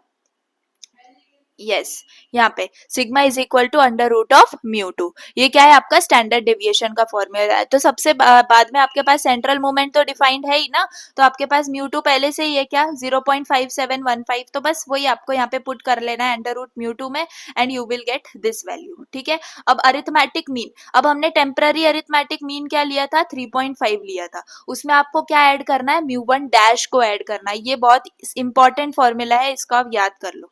ठीक है, इंपॉर्टेंट फॉर्मूला है, क्लियर? तो इसको आप याद कर लोगे तो you will get this final value and हमें जितनी चीजें निकालने बोली थी हमने जो है फाइंड आउट कर ली है। ठीक है, ठीक है, तो प्लीज प्लीज ऐसे जो है ना आप सॉल्व करना and you will gate each and every concept very simply. Please इसको आप जो है एक बार घर से करना एंड यू विल गेट कि एक क्वेश्चन को कितना टाइम लग रहा है। मतलब आप खुद ही समझो, आपको आधा घंटा लग जाएगा एक पर्टिकुलर क्वेश्चन में, अगर ये मोमेंट वाला क्वेश्चन आता है तो। ठीक है, आता है क्या, आता ही है। ठीक है, क्योंकि एक क्वेश्चन आपका मूवमेंट का होता है, मे बी आपको एक और क्वेश्चन मूवमेंट पे आ जाता है, बाकी कोरिलेशन या रिग्रेशन लाइन में से कोई होता है। ठीक है, तो ये होता ही है, तो प्लीज मेक श्योर कि आप जो है ये सारी चीजें करके जाओ। Then let's see this question. ठीक है, ये भी क्वेश्चन आपका पीवाईक्यू है। The first 4 movements about working mean. अब देखो, कभी भी वर्किंग मीन आ जाता है तो मैंने इसमें नोट्स में ही लिख दिया है, इसका मतलब आपका अरिथमेटिक मीन होता है। समझ में आ गई बात? ओके, तो यहाँ पे मीन बोला है, the first 4 moments about the mean are 30.2। ठीक है, इसका मतलब जो अरिथमेटिक मीन दिया हुआ है वो ए आपको क्या दिया है, 30.2 दिया है। ऑफ डिस्ट्रीब्यूशन आर, इसका मतलब मीन, अब यहाँ पे देखो, यहाँ पे ये अरिथमेटिक मीन पे है ना, तो यहाँ पे आपके पास ये किसकी वैल्यूज गिवन है, ये आपको म्यू आर डैश की वैल्यूज गिवन है। ठीक है, तो ये जो पहले वाला है ये आपका mu 1 dash, mu 2 dash, mu 3 dash and ये है म्यू 4 का डैश। ठीक है, तो ये आपने सारी वैल्यूज यहाँ पे नोट डाउन कर ली। आपके लिए बहुत इजी हो गया कि ये वाला पार्ट आपको पहले से ही दे दिया है। ठीक है, नाउ आपको कैलकुलेट करने बोला है फर्स्ट 4 मोमेंट्स अबाउट मीन। ठीक है, तो ये जो है वर्किंग मीन थे, इसीलिए ये क्या है, आपके रॉ मोमेंट्स है। अब आपका जो अबाउट मीन है वो आपके होंगे सेंट्रल मोमेंट्स, जो आपको फाइंड आउट करने होंगे। उसके बाद आपको बोला है कि also evaluate beta 1 beta 2 and comment upon skewness and kurtosis. तो ये जो है ये तो आप करके मुझे कमेंट में बताओगे। स्क्यूनेस और क्यूटोसिस के लिए मैंने आपको क्राइटेरिया बताया था, बीटा 1 इक्वल टू 0 होगा तो क्या होता है, बीटा 2 इक्वल टू 3 से कंपेयर करते हो आप, मेसोकुर्टिक प्लेटोकुर्टिक, है ना, ये आपको यहाँ पे कमेंट में बताना होता है। चलो, यहाँ पे आपने जो है सिर्फ आपको 4 मोमेंट्स निकालने हैं, कुछ भी नहीं करना है। आपका म्यू 2 का फॉर्मूला लगाओ, आपका म्यू 3 का फॉर्मूला लगाओ, म्यू 4 का फॉर्मूला लगाओ, बाकी रॉ मोमेंट्स आपको गिवन है, आपका आंसर करेक्ट आ जाएंगे। ठीक है, उसके बाद बीटा 1 फाइंड आउट करना है, बीटा 2 फाइंड आउट करना है। सेंट्रल मोमेंट्स आपके पास हैं तो बीटा 1 बीटा 2 फाइंड आउट हो जाएंगे। फिर गामा 1 गामा 2 आपको फाइंड आउट करना है, तो ये गामा 1 का formula under root beta 1, gamma 2 का फॉर्मूला बीटा 2 माइनस 3। ठीक है, तो बस इतना आपको कैलकुलेट करना है। अब मुझे बताओ बीटा 1 आपका क्या है, बीटा 1 है आपका 2.72 0.782। इसका मतलब मैंने आपको पहले वापस से रिवाइज करवा देती हूँ। चलो, बीटा वन अगर 0 हुआ तो आपका परफेक्टली सिमेट्रिकल होता है, बीटा वन ग्रेटर देन 0 हुआ तो positively skewed, and beta one less than 0 हुआ तो नेगेटिवली स्क्यूड। तो ये तो ग्रेटर देन मेरा 0 है ना, ग्रेटर देन 0 है 2.782, तो इस केस में मेरा क्या हो गया, ये पॉजिटिवली स्क्यूड हो गया। ठीक है, बीटा टू के लिए मैंने आपको क्या बताया था, अगर बीटा टू इक्वल टू 3 है इसका मतलब नॉर्मल होता है, मेसोकुर्टिक। बीटा टू ग्रेटर देन 3 है तो लेप्टोकुर्टिक, एंड लेस देन 3 है तो प्लेटिकुर्टिक। तो ये तो क्या है, ग्रेटर देन 3 है ना, साफ साफ ग्रेटर देन 3 है, तो ये क्या हो गया आपका लेप्टोकुर्टिक हो गया। क्लियर है मेरी बात? That's it. Gamma one gamma two आपने निकाल दिए, खत्म हो गई बात, जितना बोला था हमने काम कर दिया है। You will get complete full marks in this question अगर आप ऐसे सॉल्व करते हो तो। ठीक है, आई होप आपको समझ में आ रही हैं चीजें। अब देखो, ये भी वैसा ही क्वेश्चन है, आपको फर्स्ट 4 मोमेंट्स बोल दिए, डिस्ट्रीब्यूशन अबाउट द वैल्यू। अब ये क्या है, अगेन ये आपका अरिथमेटिक मीन है, और ये क्या है 2, 20, 40, 50 आपके mu one dash, mu two dash, mu three dash, mu four dash, यानी कि आपके क्या है, रॉ मोमेंट्स है। आप यहाँ पे इनको रॉ मोमेंट्स कंसीडर करोगे, एंड आपको फाइंड आउट करने हैं फर्स्ट 4 सेंट्रल मोमेंट, यानी कि आपके वही central moments. Mean find out करना है, एसडी फाइंड आउट करना है, and coefficient of skewness and kurtosis, यानी कि बीटा वन और बीटा टू। तो यहाँ पे इंपॉर्टेंट क्या है, देखो वही सेम चीज है, जस्ट आपने अगेन क्या किया, mu two, mu three, mu four का डायरेक्ट फॉर्मूला अप्लाई कर दिया, क्योंकि ये ऑलरेडी आपको गिवन है। ठीक है, उसके बाद बीटा वन बीटा टू हो गया, फिर गैमा वन गैमा टू हो गया। सिंपल है, मेरी बात आपको समझ में आ रही होगी, बहुत ज्यादा सिंपल था। ओके, नाउ द मोमेंट्स वाला topic is completed. Okay, the next topic is your curve fitting. ठीक है, तो मैंने क्या बोला, या तो आपको जो है आपका ये मोमेंट का क्वेश्चन आता है, और एक और मोमेंट का भी आ सकता है, लेकिन कर्व फिटिंग का इंपॉर्टेंस आपके लिए ज्यादा आ जाती है। ठीक है, उसके बाद जो है आपका या तो कोरिलेशन आता है या रिग्रेशन लाइन आती है। ठीक है, तो ये है कर्व फिटिंग, बहुत ज्यादा इंपॉर्टेंट क्वेश्चन है, एंड इसके जो फॉर्मूलाज है ये ऐसे गंदे दिखते हैं, लेकिन मैं आपको इतनी अच्छी ट्रिक बताऊंगी कि आप इसको बहुत अच्छे से सॉल्व कर पाओगे, याद कर पाओगे। सी, आपके पास दो कर्व फिटिंग होते हैं, एक तो कर्व फिटिंग होती है स्ट्रेट लाइन की, ठीक है, और एक कर्व फिटिंग होती है आपकी सेकेंड डिग्री, या फिर आप सिंपल समझ लो पैराबोला की। ठीक है, तो क्वेश्चन आपको स्ट्रेट लाइन पे भी आ सकता है एंड पैराबोला पे भी आ सकता है, दोनों की इक्वल इंपॉर्टेंस है। ठीक है, हो सकता है ऊपर आपको सिंपल आपकी लाइन का पूछ लें, नीचे आपको पैराबोला का पूछ लें। ठीक है, तो ऐसा कर्व फिटिंग में ये दो क्वेश्चंस आते हैं। अब मुझे बताओ, स्ट्रेट लाइन का फॉर्मूला क्या है? स्ट्रेट लाइन का फॉर्मूला होता है y is equal to m x plus c. बहुत सही बात है, करेक्ट है बात। अब आपको फिट करना है स्ट्रेट लाइन को, एंड आपको इक्वेशंस फॉर्म करना है। तो आप कैसे करोगे? कुछ नहीं, देखो यहाँ पे ये क्या है, y is equal to m x plus c है। ठीक है, तो सिंपल आपको क्या करना है, जहाँ पे y है और जहाँ पे x है ना, वहां पे आपको समेशन लगा देना है। तो देखो यहाँ पे ये, अगर ये मैं यहाँ पे लिख पाती तो बहुत अच्छे से एक्सप्लेन करती। y इज इक्वल टू यहाँ पे, एंड यहाँ पे आपका है m, ठीक है, देन आपके पास आएगा यहाँ पे x, ठीक है, मैं थोड़ा सा गैप दे के लिखती हूँ, फिर प्लस, एंड यहाँ पे आपके पास है c। ठीक है, ये है c। अब फॉर्मूला कैसे अप्लाई करना है, जहां पे y है और जहां पे x है वहां पे आप समेशन दे दोगे, तो यहाँ पे आपका समेशन आ जाएगा और यहाँ पे आपका समेशन आ जाएगा। Yes, it will be remain in multiplication. और c का क्या, तो फर्स्ट वाले केस में ही c को आप मल्टीप्लाई करोगे बाय n। n क्या है, नंबर ऑफ ऑब्जर्वेशंस। ठीक है, तो ये फर्स्ट फॉर्मूला आपका यहाँ पे बन गया। सेकेंड फॉर्मूले में आपको क्या करना है, सेकेंड फॉर्मूले में जहां पर भी आपने समेशन दिया है वहां पे आपको x से मल्टीप्लाई करना है, तो यहाँ पे क्या आ जाएगा, आपका एक्स वाई आ जाएगा। ठीक है, तो यहाँ पे कंसीडर करो, तो सी यहाँ पे आपका एक्स वाई बन गया। उसके बाद यहाँ पे क्या था, यहाँ पे पहले से एक्स था, तो यहाँ पे आ जाएगा समेशन है यहाँ पे एक्स का स्क्वायर। ठीक है, वैसे ही यहाँ पे अब सेकंड में एन निकल जाएगा आपका। ठीक है, समेशन में एन निकल जाएगा, आपका सी के साथ क्या बचेगा, समेशन ऑफ एक्स। मैंने क्या बोला आपको, समेशन ऑफ एक्स से हर टर्म में मल्टीप्लाई कर देना है, हर टर्म में मल्टीप्लाई कर देना है। ठीक है, तो ये आपके यहाँ पे दो इक्वेशंस बनते हैं। ये दो इक्वेशंस किसके होते हैं, स्ट्रेट लाइन के। याद रखो कितने इक्वेशंस, दो इक्वेशन। पैराबोला में ऐसी सेंस में आपको तीन इक्वेशंस बनाने पड़ते हैं, यहाँ पे मैं लिख देती हूँ तीन इक्वेशंस। अब यहाँ पे देखो, ये होता है पैराबोला का फॉर्मूला, तो इस पर्टिकुलर फॉर्मूले में भी यही लॉजिक आपको लगाना है। क्या करना है, देखो यहाँ पे आपका समेशन आ जाएगा, y में आ गया समेशन, उसके बाद a as it is, x square है तो समेशन आ गया, b एज इट इज, फिर x है तो आपके पास यहाँ पे समेशन आ गया, और फर्स्ट केस में आप मल्टीप्लाई करते हो n से, नंबर ऑफ ऑब्जर्वेशंस। ठीक है, वैसे अब जहाँ पे भी अब आपको हर टर्म में क्या कर देना है, मल्टीप्लाई बाय समेशन x कर देना है। एक बात आपको याद रखनी है कि ये जो n है वो नेक्स्ट इसमें नहीं आता है। ठीक है, तो समेशन एक्स वाई, फिर यहाँ पे ये एक्स क्यूब हो जाएगा, यहाँ पे एक्स स्क्वायर हो जाएगा, यहाँ पे समेशन एक्स आ जाएगा। वैसे ही आपको यहाँ पे कितने हैं, 3 इक्वेशंस निकालने हैं, तो नेक्स्ट इक्वेशन में भी आपको समेशन एक्स से ही मल्टीप्लाई करना है। क्लियर हो गई मेरी बात। अब इन्हीं तीनों को हम सॉल्व करते हैं साइमल्टेनियसली एंड हमें जो है ए बी सी की वैल्यूज मिल जाती हैं जो कि रिक्वायर्ड है फॉर इक्वेशन ऑफ पैराबोला। ठीक है। अब कभी कभी, ठीक है, कभी कभी अगर एग्जामिनर को टफ क्वेश्चन देना होगा तो वो ऐसा क्वेश्चन देते हैं, क्या y is equal to a b raise to x आपके पास जो है ये कर्व है, इसको आपको फिट करना है। तो इसमें आप क्या करते हो, कुछ नहीं, ये जो है ना आपका इक्वेशन, इसमें आप दोनों साइड पे लेते हो लॉग।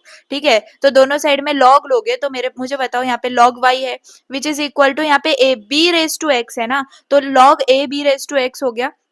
तो यहाँ पे क्या आ जाएगा, ये मल्टीप्लाई में, तो log a plus log b raise to x आ जाएगा। अब ये x वापस आपका क्या आ जाएगा, इस साइड आ जाएगा, तो यहाँ पे क्या आ गया, ये x log b। ठीक है, तो यहाँ पे ये log y को हम कैपिटल y कंसीडर करते हैं, log a को हम यहाँ पे कैपिटल a कंसीडर करते हैं, और x log b को आप x b capital b consider करते हो, यहाँ पे वही लिखा है। ठीक है, समझ में आ गई बात। बस अब आप इससे वापस से क्या करते हो, बस यही y x b plus a, and यही जो है ना, मैं आपको इसका भी एग्जाम्पल दे दूंगी, ये जो है आप ऐसे सॉल्व करते हो। ठीक है, क्लियर है मेरी बात। एग्जाम्पल देख लो, बहुत सिंपल एग्जाम्पल्स होते हैं। देखो यहाँ पे आपको बोला है fit a straight line y is equal to m x plus c for the following data using least square method. इसको लीस्ट स्क्वायर मेथड बोला जाता है। ठीक है, ये जो हम फॉर्मूला से बना रहे हैं ना, इसको लीस्ट स्क्वायर मेथड बोला जाता है। सी, आपके पास y is equal to m x plus c है, तो सबसे पहले आप काम क्या करते हो, फॉर्मूलाज बनाने का काम करते हो। यहाँ पे आपने फॉर्मूलाज बना लिए।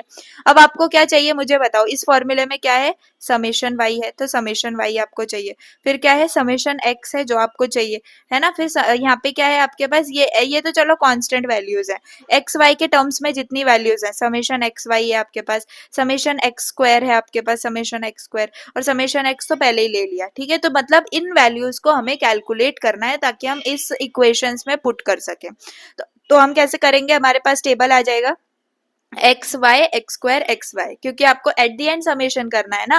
पहले तो आप टेबल फॉर्म करोगे तो एक्स वाई एक्स स्क्वायर और एक्स वाई आएगा आपके पास। तो आपके पास एक्स की वैल्यू है, वाई की वैल्यू है, देखो टेबल के अंदर एक्स है वाई है, एक्स है वाई है, एक्स है वाई है, बस इसको आप ऐसे ही लिख लोगे अपने टेबल में। ठीक है, अब एक्स का स्क्वायर करोगे तो यहाँ पे आपको ये सारी टेबल में वैल्यू आ जाएंगी, फिर एक्स इंटू वाई करोगे, ये सारी वैल्यूज आ जाएंगी, सिंपल। बस अब आपको लास्ट में क्या करना है, इनका समेशन करना है, समेशन समेशन समेशन। ठीक है, इन सब का कॉलम वाइज आप क्या कर लोगे, इनका कॉलम वाइज आप समेशन कर लोगे। ठीक है, अब आपको सब्स्टिट्यूट करना है इनको अपने इक्वेशंस के अंदर। ठीक है, तो ये बस आपको इक्वेशंस में पुट करना है। आपके पास m और c क्या रहेंगे, वेरिएबल्स रहेंगे।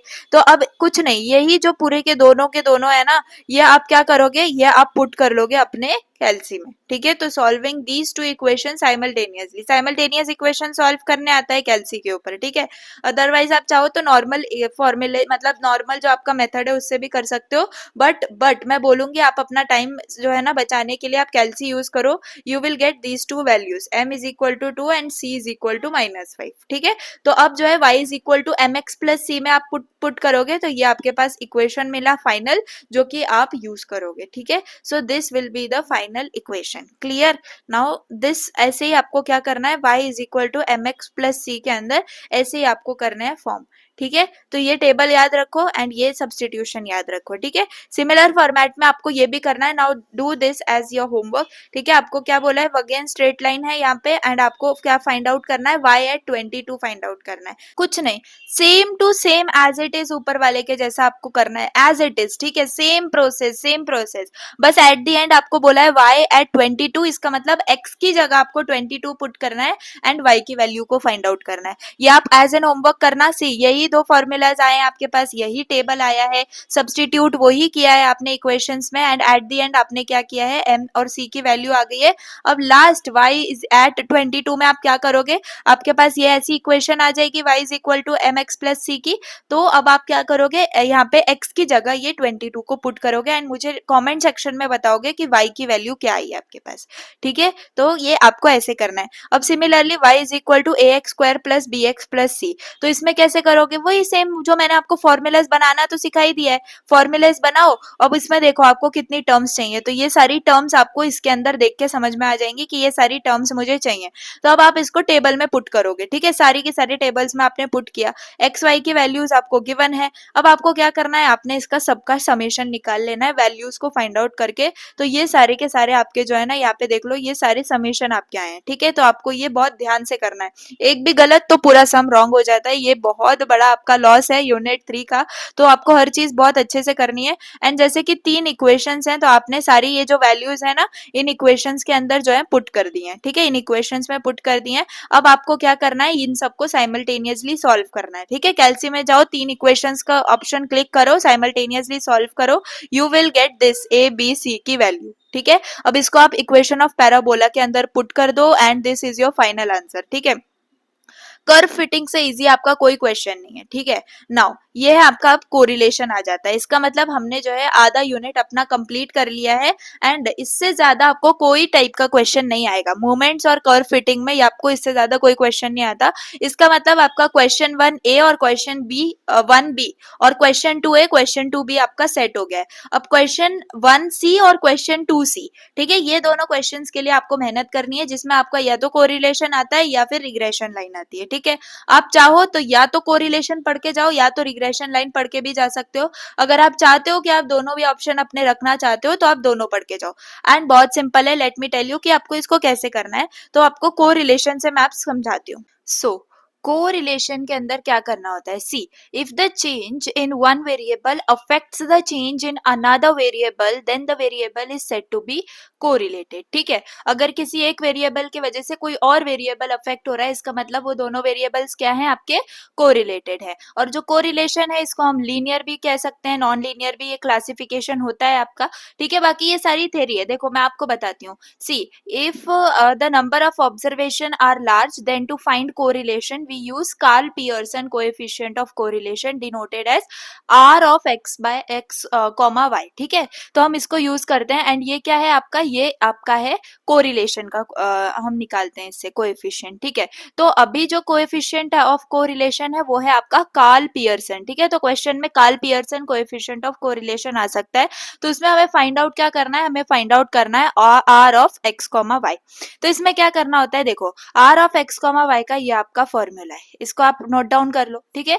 Covariance of x comma y upon sigma x comma sigma y, comma नहीं है यहाँ पे, आपका है मल्टीप्लीकेशन, ये याद रखो, ठीक है, sigma x into sigma y. अब यहाँ पे covariance of x comma y कैसे फाइंड आउट करें और सिग्मा x और सिग्मा y कैसे फाइंड आउट करें, तो उसके लिए आपके पास ये फॉर्मूलाज हैं। See covariance of x comma y का ये फॉर्मूला है, कैसे फाइंड आउट करोगे आप, देखो आपके पास sigma x y upon n, ठीक है, minus sigma x upon n into sigma Y upon n. और ये याद रखो कि जो ये आपका मीन होता है ना, ये मीन सी एक्स बार है ना, यहाँ पे सी ये एक्स बार है, ये एक्स बार का फॉर्मूला होता है ये क्या, summation of sigma x upon n, ठीक है। वैसे ही वाई बार यानी कि आपका मीन ऑफ वाई, तो ये क्या होता है, या उसका फॉर्मूला होता है summation of y upon N.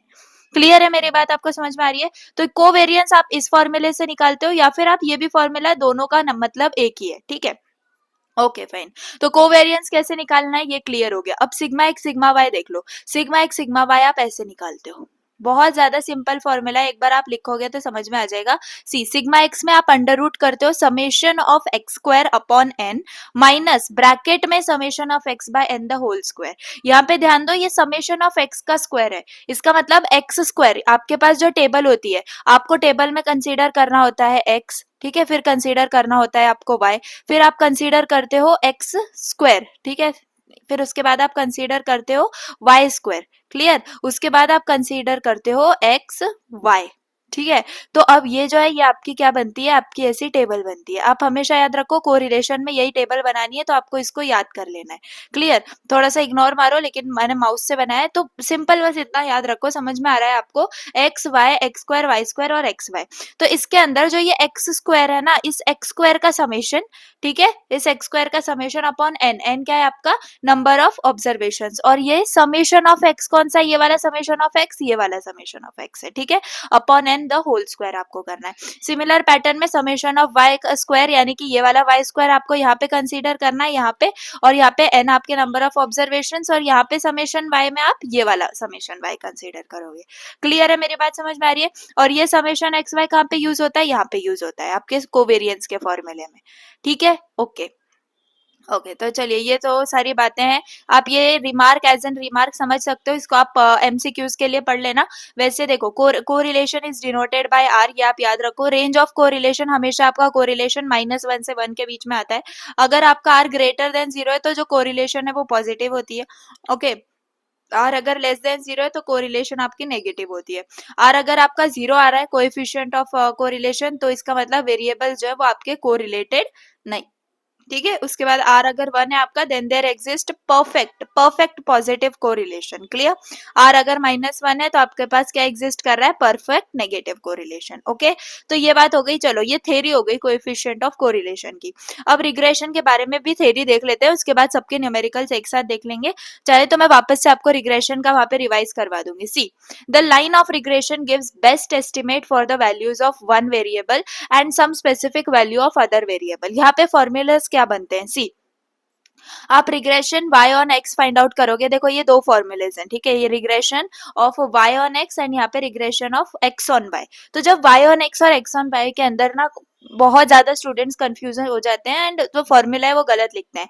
I will tell you the trick, आप इसको कैसे याद रख सकते हो। See, you have this particular formula first, y minus y bar is equal to b Y x into x minus x बार।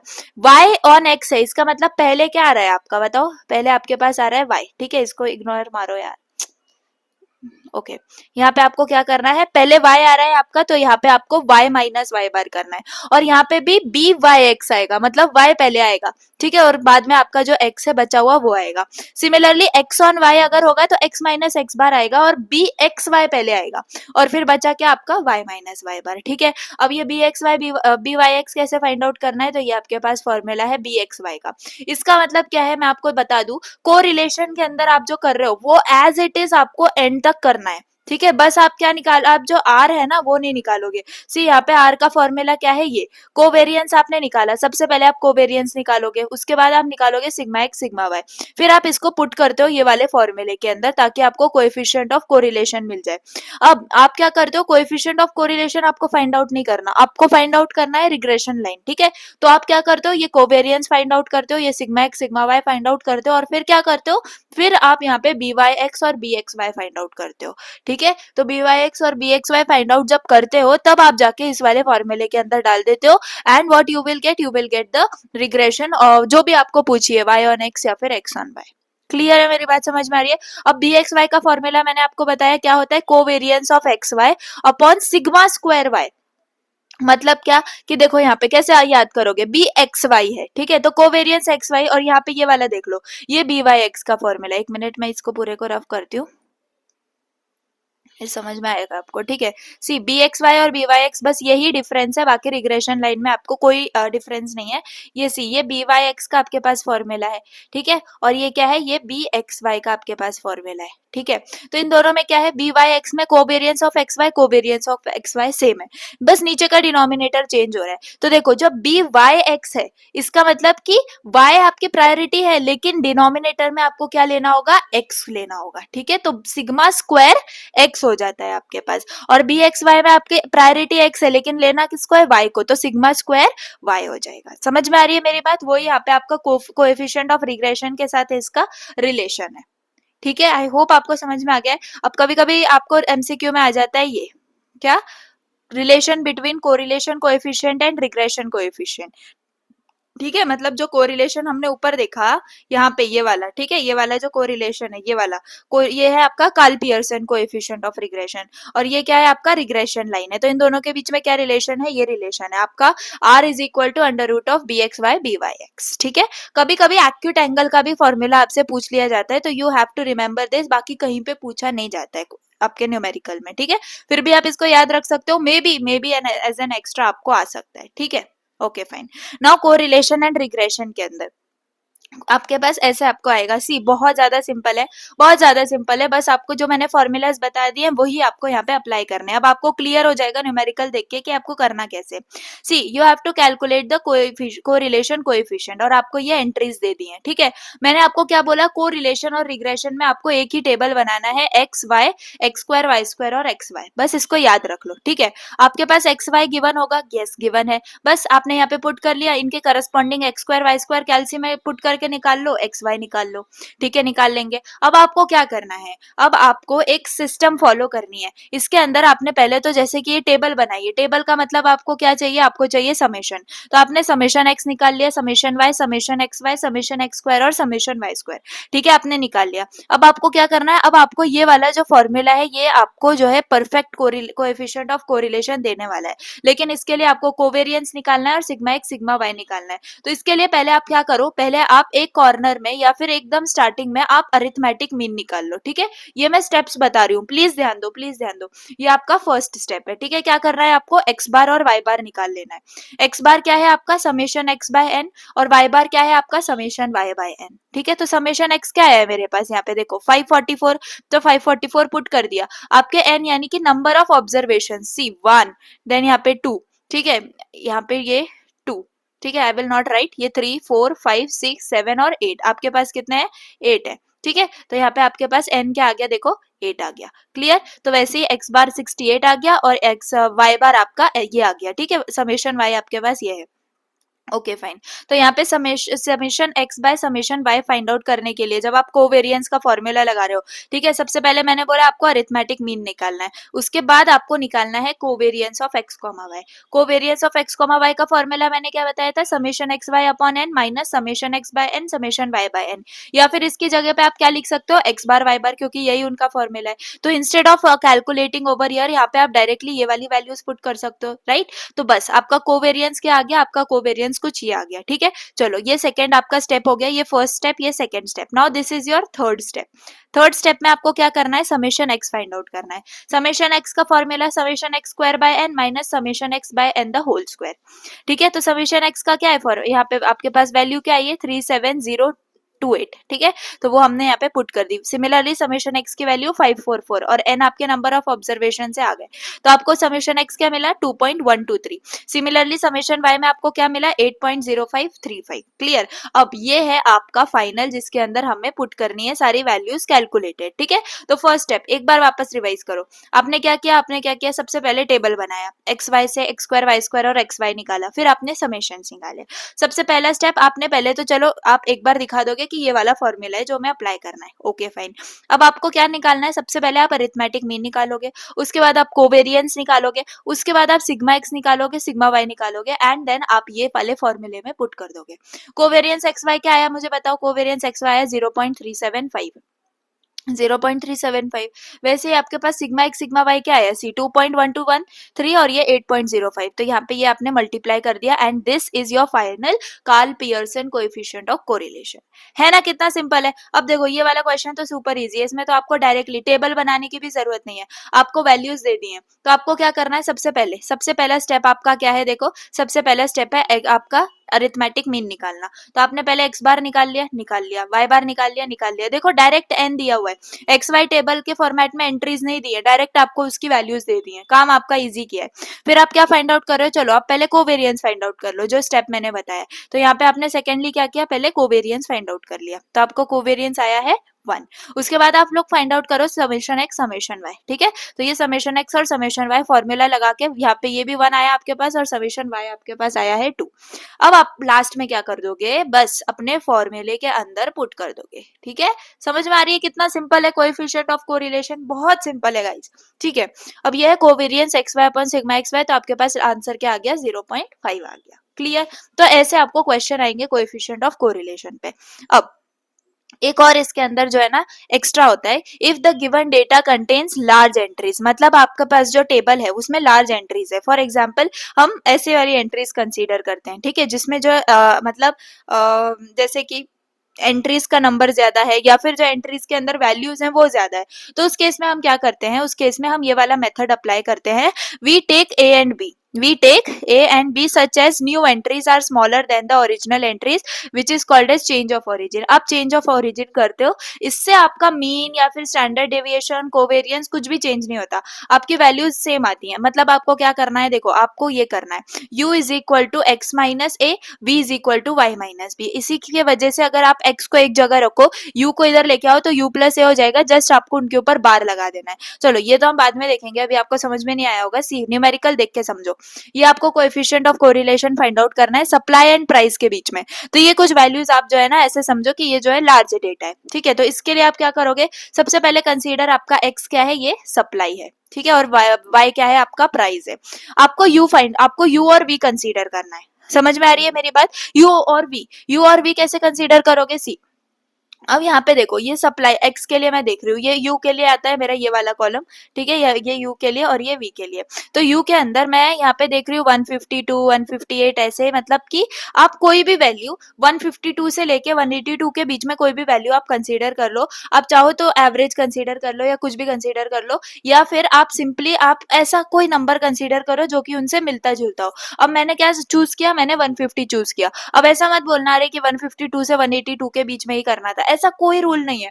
आप कोई भी, मतलब अभी जैसे कि अब आप 150 से स्टार्ट करो और 190 तक भी आप चले जाओगे तो चलेगा, लेकिन 190 बहुत आपके आगे एकदम लीस्ट वैल्यू हो जाएगी. इसलिए आप क्या करो, 150 आप नॉर्मल रख सकते हो. तो मैंने क्या किया, x माइनस 150. अब देखो ऐसा कुछ नहीं है कि आपका आंसर चेंज होगा, आपका आंसर वो ही आने वाला है. आप चाहे 150 लो, 160 लो, 170 लो, 180 लो, 190 लो, ये आप खुद चेक करके देख सकते हो. सिमिलरली v के अंदर मेरे पास जो है, मुझे ऐसा लग रहा था कि मैं 160 ले लूं, तो मैंने यहाँ पे 160 ले लिया, ठीक है. इसमें कोई भी ये नहीं है, जो मुझे लगा मैंने वो वैल्यूज ले ली.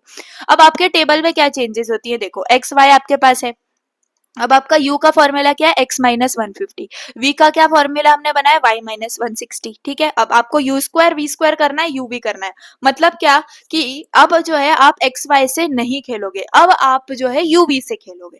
समझ में आ रही है मेरी बात. तो u v को आप अब अपना x y समझोगे. क्लियर है मेरी बात. तो इसीलिए हमने यहाँ पे u और v का कॉलम अलग रखा है, u स्क्वायर v स्क्वायर और u v, ठीक है. ये x y बस नाम के लिए, क्योंकि हमें यहाँ पर u और v कैलकुलेट करने के लिए x y लगेगा, नथिंग मोर देन दैट. और अब जो आप समेशन फाइंड आउट करोगे उसमें भी x और y का समेशन फाइंड आउट नहीं करोगे, ठीक है. आपको u का फाइंड आउट करना है, समेशन v का करना है, u स्क्वायर v स्क्वायर और uv. क्लियर मेरी बात. अब आपको जो है अरिथमेटिक मीन, अब अरिथमेटिक मीन आपका जो भी फॉर्मूला है सब में आपका जो है अब uv कंसीडर होगा रादर देन xy, ठीक है. तो अब यहाँ पे आपने ये निकाल लिया समय आपका अरिथमेटिक मीन, ठीक है. तो समेशन u क्या है, 119. आपके n यानी नंबर ऑफ ऑब्जर्वेशन, ये 1 2 3 4 5 6 7, ठीक है.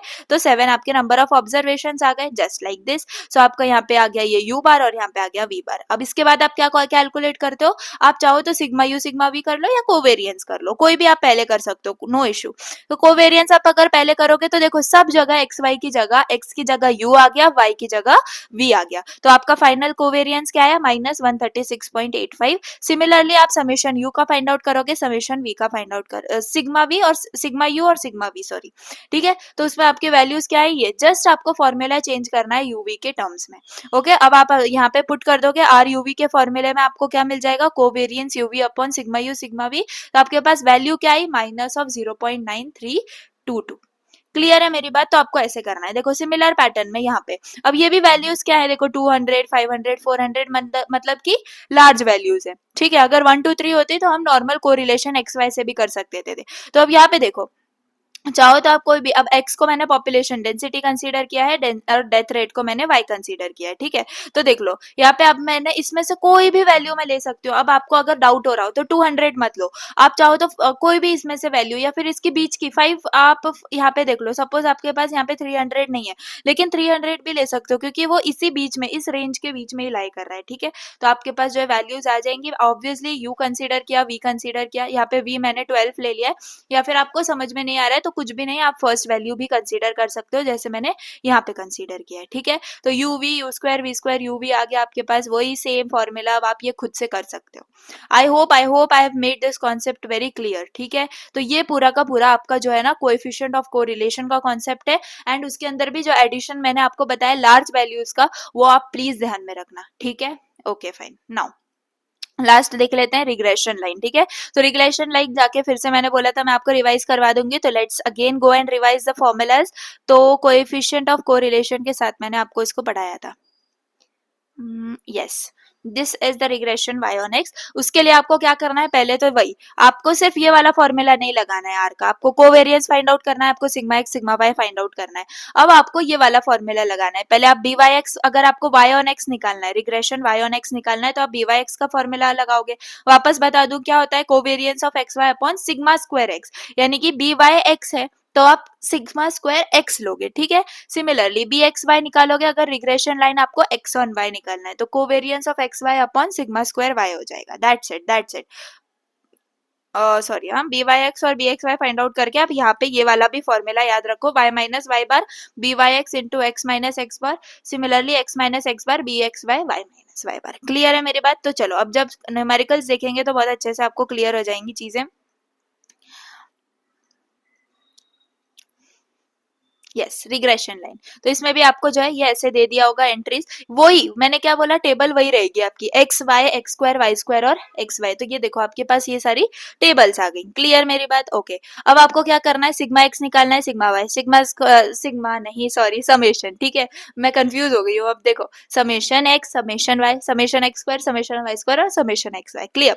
अब आपको क्या निकालना है, सबसे पहला स्टेप आपका क्या है, आपको निकालना है अरिथमेटिक मीन। जो मैंने बोला सेम वैसे ही करो, अरिथमेटिक मीन निकाल लिया। सेकेंडली आपको क्या निकालना है, सिग्मा एक्स सिग्मा वाई, ठीक है। तो ये आपने क्या कर लिया, ये आपका सेकेंड स्टेप, वही सारे फॉर्मूलाज है, नथिंग एल्स। उसके बाद आप क्या कर लो, आप निकाल लो कोवेरियंस, ठीक है, कोवेरियंस एक्स वाई। तो वही फॉर्मूला है, यहाँ पे आपका कोवेरियंस आ गया है -5.22। अब देखो मैंने यहाँ पे ये क्रॉस किया है, ये आपको क्या करना है, ये आपको नहीं करना है, आपको कोवेरियंस, आपको कोरिलेशन नहीं निकालना है, आपको निकालना है रिग्रेशन लाइन।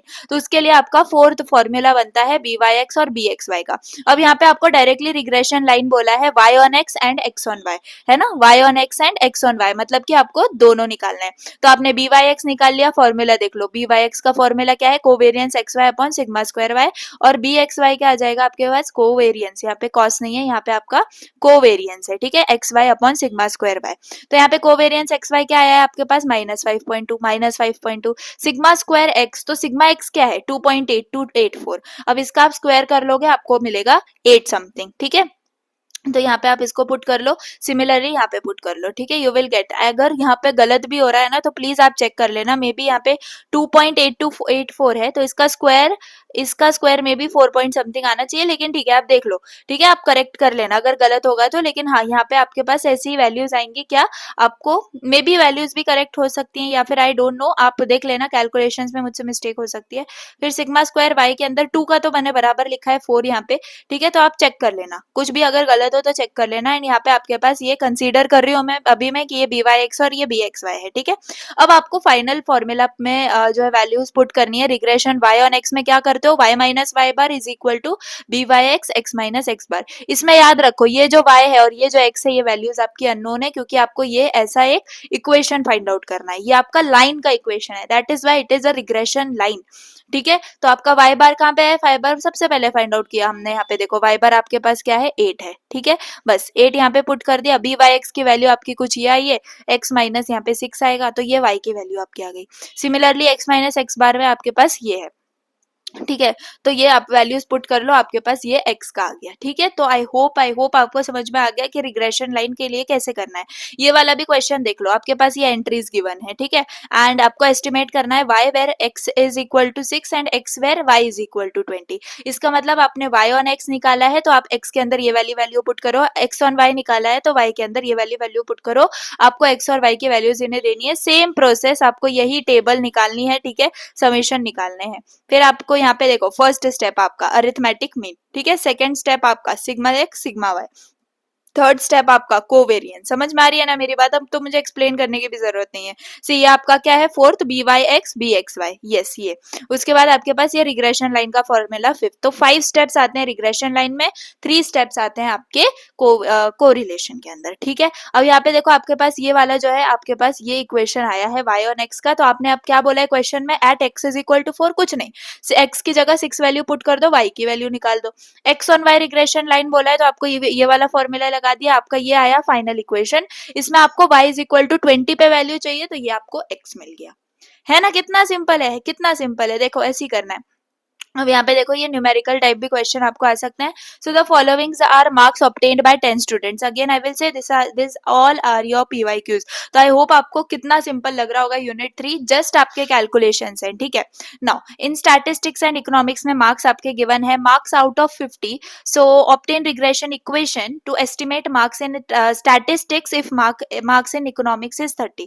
इसका मतलब अगेन आपको क्या दिया है, वैल्यूज गिवन है। सी यहाँ पर आप कैसे करोगे, अब यहाँ पे भी वैल्यूज जो है वो आपकी ज्यादा है, तो इसमें भी आप क्या अप्लाई कर सकते हो, इसमें भी आप u और v अप्लाई कर सकते हो, यस अप्लाई कर सकते हो, ठीक है। bv और bvx इसके अंदर ऐसा हो जाता है, simple, I will tell you how, clear. See अगर u और v में आपको डाउट है, कुछ नहीं करना, आप सिर्फ फर्स्ट वैल्यूज भी यहाँ पे कंसीडर कर सकते हो। देखो यहाँ पे मैंने क्या कंसीडर किया, इसमें 30 नहीं है, लेकिन रेंज में तो कहीं ना कहीं 30 दिख रहा है ना मुझे, तो मैंने यहाँ पे 30 कंसीडर कर लिया, और v के लिए मैंने यहाँ पे कंसीडर कर लिया है 35, ठीक है। कोई भी वैल्यू जो मिलती जुलती हो एंड इस रेंज के अंदर आ रही हो, ठीक है। ओके फाइन, तो ये मैंने x माइनस और y माइनस यू भी कंसीडर कर लिया, u v u square v square u v, ठीक है। यहाँ पे आप कैलकुलेशंस करेक्ट कर लेना, बाकी हाँ करेक्ट है सारी कैलकुलेशंस, जस्ट मैं बता रही हूँ। Summation u summation v summation u square v square and u v आपने निकाल लिए। फर्स्ट स्टेप आप क्या फाइंड आउट करोगे, आप अरिथमेटिक मीन फाइंड आउट करोगे, यस फाइंड आउट कर लिया। उसके बाद आप क्या करोगे, यहाँ पे देखो इसका x बार और y बार यहाँ पे आपको फाइंड आउट करना पड़ेगा। क्यों फाइंड आउट करना पड़ेगा, क्योंकि ये x बार y बार आपको कहाँ पे लगेगा, आपको जब आप फाइनल इक्वेशन लिखोगे तब लगेगा, ठीक है। तो ये x बार का फॉर्मूला कैसे होता है, मैं आपको यहाँ पे जाके फिर से बताती हूँ। सी आपने यहाँ पे कैसे निकाला है, u is equal to x minus 30, v is equal to y minus 35। तो मैं मुझे बताओ, अगर मैं x को यहाँ पे कंसीडर करूँ, ठीक है, x इज इक्वल टू, ठीक है, तो यहाँ पे क्या आएगा आपके पास, x इज इक्वल टू, तो मैं यहाँ पे कंसीडर कर रही हूँ u, ठीक है, और यहाँ पे आपके पास प्लस आ जाएगा क्या, 30, ठीक है।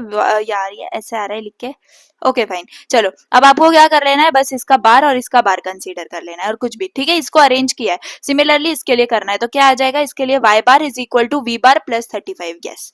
तो आपके पास ये वैल्यूज आ गई हैं, जस्ट आपको यहाँ पे u बार आपने निकाल लिया क्या, 2 के अंदर 30 आप ऐड कर लो, v बार के अंदर आपने 35 ऐड कर लो, तो आपके पास ये x बार और y बार की वैल्यूज आ गई, फिनिश, ठीक है। अब आपने क्या करना है, ये सिग्मा u फाइंड आउट करना है, ठीक है, सिग्मा यू फाइंड आउट करना है, सिग्मा वी फाइंड आउट करना है। अब सब कुछ यूवी के टर्म्स में चलेगा, तो चलिए ये सब भी फाइंड आउट हो गया।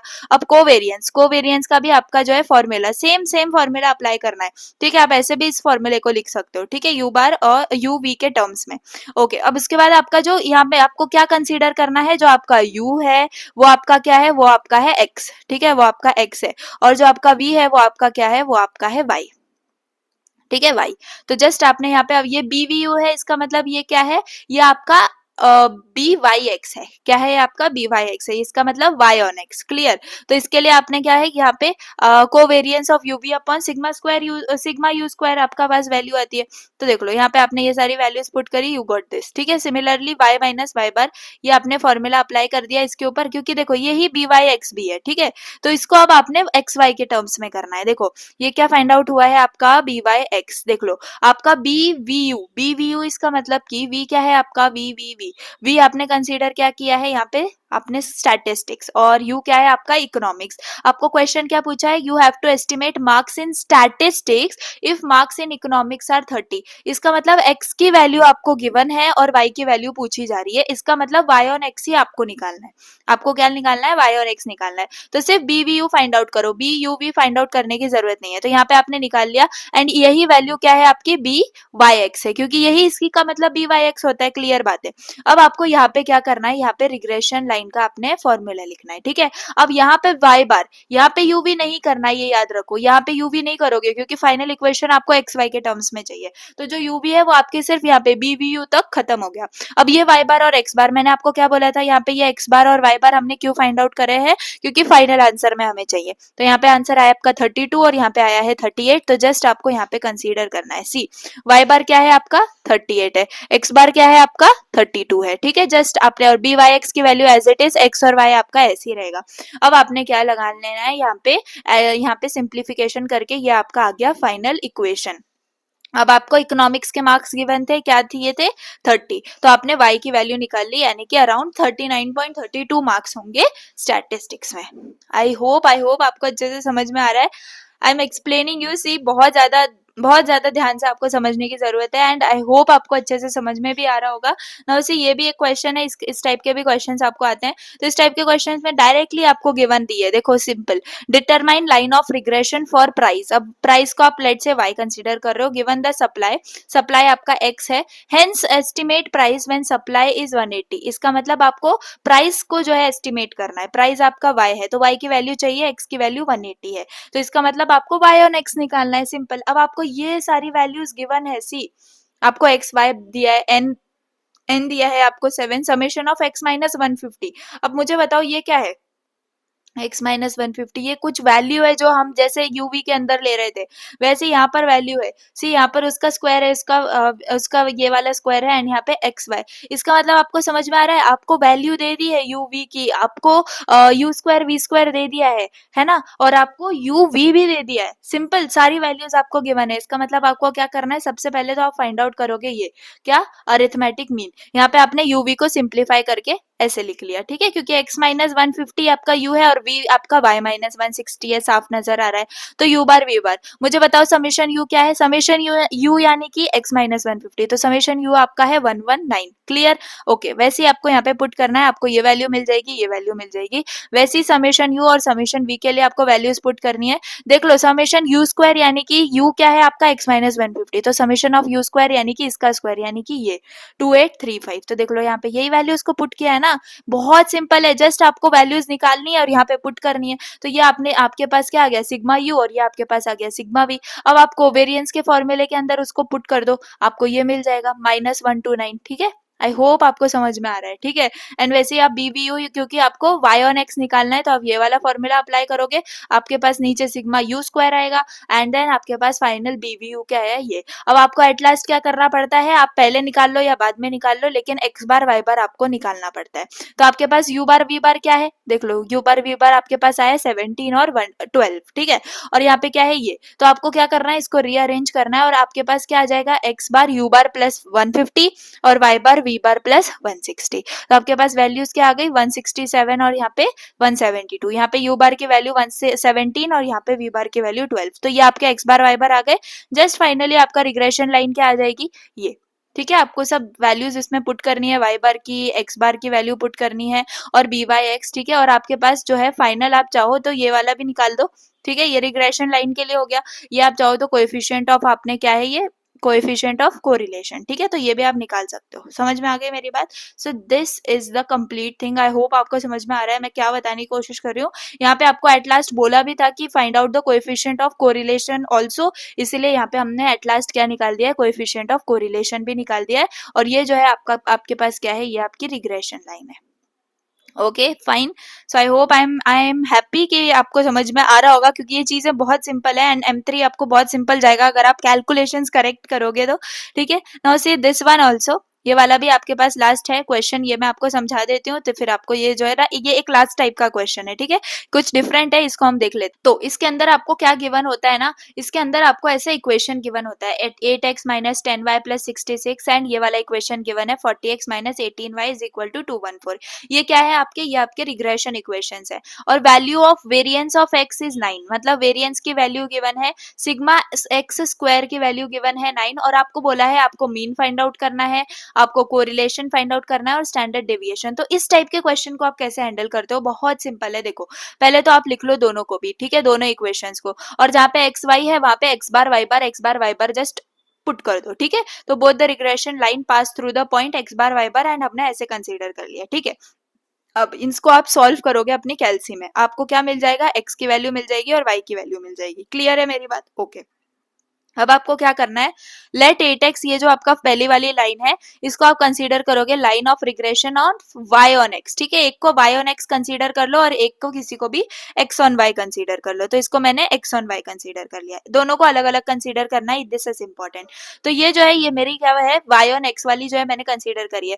तो y ऑन x इसका मतलब प्रायोरिटी किसकी है, y की है, इसका मतलब आपका पास y क्या है, ये, तो y का जो भी कोएफिशिएंट है उससे आपको कर देना है डिवाइड, ठीक है। और x ऑन y इसका मतलब प्रायोरिटी में कौन है, x है ना, तो इसका मतलब आपको डिवाइड किससे करना है, 40 से करना है, ठीक है। तो यहाँ पे आपको सबको यहाँ पे 10 से कर दिया, यहाँ पे 40 से कर दिया, ठीक है। तो आपके पास एक सिंप्लीफिकेशन आएगा जिसमें आप y ऑन x वाले इक्वेशन में आओगे, ठीक है। आप x को एक साइड में लेके आओ, y को एक साइड में, यहाँ पे y को एक साइड में लेके आओ, x को एक साइड में, ठीक है। तो अब जब इसको सॉल्व करोगे तो मुझे बताओ y की वैल्यू क्या आई, इट इज 0.8x प्लस 6.6, आने दो डेसिमल के अंदर, ठीक है। और यहाँ पे x के अंदर क्या आएगा 0.45y प्लस 5.35, ठीक है। तो मुझे बताओ ये कौन से फॉर्म में है, यस ये आपके y is equal to mx plus c के फॉर्म में है। अब आपको क्या करना है, अब आप byx और bxy क्या कैलकुलेट करोगे, बिल्कुल नहीं करोगे। देखो यहाँ पे byx कैसे फाइंड आउट करोगे, it is the regression coefficient of y on x। इसका मतलब यहाँ पे देखो, यहाँ पे जो आपका है y ऑन x के अंदर जो x का कोएफिशिएंट है वो आपका byx है, और bxy क्या है आपका, bxy देख लो यहाँ पे bxy के अंदर जो y का कोएफिशिएंट है वो आपका यहाँ पे, क्लियर। तो ये byx और bxy समझ में आ गए। अब मैंने आपको बोला था कोरिलेशन कोएफिशिएंट और रिग्रेशन लाइन का जो रिलेशन है वो क्या है, वो ये है r is equal to under root of bxy byx, है ना। तो r क्या आएगा आपके पास, यहाँ पे देखो ये आप दोनों ये वैल्यूज आपके पास प्रेजेंट है, इसको पुट कर दो, आपके पास r आ गया 0.6, ठीक है। अब आपको क्वेश्चन के अंदर आपको वेरिएंस दिया है, क्वेश्चन में आपको वेरिएंस दिया है 9, ठीक है। तो 9 वेरिएंस है यहाँ पे, तो आप क्या, और यहाँ पे सिग्मा स्क्वायर एक्स भी आपको वहां पे मतलब गिवन है, ठीक है। तो यहाँ पे अगर हम देखें तो सिग्मा एक्स अगर हम निकालने जाए तो मेरे पास क्या आ जाएगा, ये 9 का अंडर रूट यानी कि 3 आ जाएगा, क्लियर है मेरी बात, ओके फाइन। अब बी वाई एक्स को अगर हम देखें तो ये वाला रिलेशन है, ये वाला रिलेशन मैंने आपको ऊपर ही बताया था, let me show you again, जब मैं आपको फॉर्मूलाज बता रही थी, okay when I was showing you the formulas, yes यहाँ पे, तो मैंने आपको बताया था B Y X is equal to R sigma Y sigma X, ठीक है। आर होता है R sigma Y sigma X, ये याद रखो, ठीक है। और आपका जो रिग्रेशन लाइन होता है आपका एक्स ऑन वाई, उसमें आपका एक्स ऊपर आता है और वाई नीचे आता है, ठीक है। तो अभी हम बात किसकी कर रहे हैं, अब अभी हम वाई ऑन एक्स की बात कर रहे हैं ना, वाई ऑन एक्स की बात कर रहे हैं। तो वाई ऑन एक्स की अगर हम बात कर रहे हैं तो sigma Y upon sigma X आएगा, और यहाँ पे आर, ठीक है। तो बी वाई एक्स क्या है आपके पास 0.8 है, आर आपके पास क्या है अभी कोएफिशिएंट ऑफ कोरिलेशन 0.6 आया, तो 0.6 सिग्मा वाई आपको फाइंड आउट करना है, सिग्मा एक्स आपके पास प्रेजेंट है 3, तो सिग्मा वाई की वैल्यू क्या आ गई 4, एंड एट द एंड आपको फाइंड आउट क्या करना था, स्टैंडर्ड डेविएशन ऑफ वाई क्या होता है, स्टैंडर्ड डेविएशन ऑफ वाई होता है सिग्मा स्क्वायर वाई, क्योंकि ये क्या है, ये वेरिएंस ऑफ वाई है, आपको उसका स्टैंडर्ड डेविएशन फाइंड आउट करना है, तो आपको स्क्वायर करना पड़ेगा, यू विल गेट 16, ओके। सो हमने सब कुछ फाइंड आउट कर लिया, ये स्टैंडर्ड डेविएशन फाइंड आउट कर लिया, कोरिलेशन फाइंड आउट कर लिया, ठीक है। दैट्स इट, इससे ज्यादा आपको कुछ नहीं करना है। और मीन का फाइंड आउट करना था, तो ये आपके मीन्स है, ठीक है। इसको यहाँ पे एक्स बार और वाई बार कर लेना, ठीक है। एक्स बार और वाई बार आपके मीन हो गए, मतलब तीनों भी चीजें, और आपको क्वेश्चन आएगा तो ऐसा ही सेम फॉर्मेट का क्वेश्चन आएगा, कुछ अलग नहीं आएगा, तो आपको यही प्रोसीजर को फॉलो करना है। आई होप आपको समझ में आ गया होगा, कुछ भी नहीं किया है हमने, जस्ट फॉर्मूलाज को अप्लाई करते गए, ठीक है। थोड़ा सा लॉजिक है ये लास्ट वाले क्वेश्चन में, ये एक अलग टाइप का क्वेश्चन है जो कि आता है, इसलिए मैंने इसको भी यहाँ पे आपको परफेक्टली सॉल्व करके बता दिया है, ठीक है। अब बहुत सारे और भी क्वेश्चंस हैं जो कि और सॉल्व्ड हैं, तो इन मास्टर सॉल्यूशंस एंड और एक्स्ट्रा क्वेश्चंस मैं M3 के आपके साथ शेयर करूंगी, एक कंप्लीट बुक है, उसमें मैं आपको जो है प्राइवेट टेलीग्राम चैनल पे obviously I will give you all those things, extra मैंने जो है ना क्वेश्चंस लिखे हुए हैं जो कि आपके रिपीटेड क्वेश्चंस हैं, ठीक है। और पीवाईक्यूज हैं, इससे भी और हटके पीवाईक्यूज हैं, तो वो भी सारे सॉल्व हैं, एमसीक्यूज हैं आपके पास सारे सॉल्व हैं, वो मैं सब आपको अपलोड कर दूंगी। एंड यस आपका यूनिट 3 यहाँ पे कवर होता है, एंड आई एम हैप्पी कि मुझे सेटिस्फेक्शन हो रहा है कि आपको समझ में आया होगा। और अगर यस कहीं पे समझ में नहीं आया है तो प्लीज प्लीज आप उस जो है ना प्रोसीजर को अच्छे से देखो, मैंने इतने सिंपल स्टेप्स में जो है ना सॉल्व किया है इन क्वेश्चंस को, बहुत ही ज्यादा सिंपल स्टेप्स में। The only thing which is ना important here is your time. आपका यूनिट 3 बहुत ज्यादा टाइम लेता है, बिलीव मी यूनिट 3 आपका एंड सेम में बहुत टाइम लेने वाला है, तो आप प्लीज प्लीज इन क्वेश्चंस की जो है ना प्रैक्टिस घर से करके जाना, ताकि आप कैलसी में वहां पे कंफ्यूज नहीं हो जाओ, ठीक है। एंड एक क्वेश्चन आप पूरा अच्छे से करके आए हो, फाइनल आंसर तक लेके आए हो, लेकिन अगर एक भी वैल्यू आपकी गलत हो जाती है ना, तो बिलीव मी आपका पूरे के पूरे क्वेश्चन के मार्क्स आपको मिलते नहीं है, बिलीव मी स्टेप्स के भी मार्क्स आपको मिलते नहीं है। तो प्लीज आप जो है बहुत ध्यान से कैलसी का यूज करना इसके अंदर। एंड यस मैंने आपको क्या बताया, यूनिट 3 में आपके पास क्या आने वाला है, यूनिट 3 के अंदर आपके पास सिर्फ 4 चीजें, कौन सी 4 चीजें मैंने आपको बताई हैं, आपके पास आएगा एक तो मूवमेंट वाला क्वेश्चन, ठीक है, रॉ मूवमेंट और सेंट्रल मूवमेंट, थोड़ा सा मूवमेंट के अंदर आपको फॉर्मूलाज याद करने पड़ेंगे, लेकिन आप जो है ना आधा एक घंटा उस मोमेंट को दे दो, फॉर्मूलाज आप जो है लिख लिख के याद कर लो, बस उससे ज्यादा आपको कुछ नहीं चाहिए, आपको एग्जाम तक याद रह जाएगा अभी अभी अगर करोगे तो। ठीक है, ओके तो मोमेंट एक टाइप का क्वेश्चन आता है जो कि दोनों भी आपके क्वेश्चंस में आएगा, और क्वेश्चंस में भी आपको दोनों में भी मोमेंट के क्वेश्चंस देखने को मिलेगा।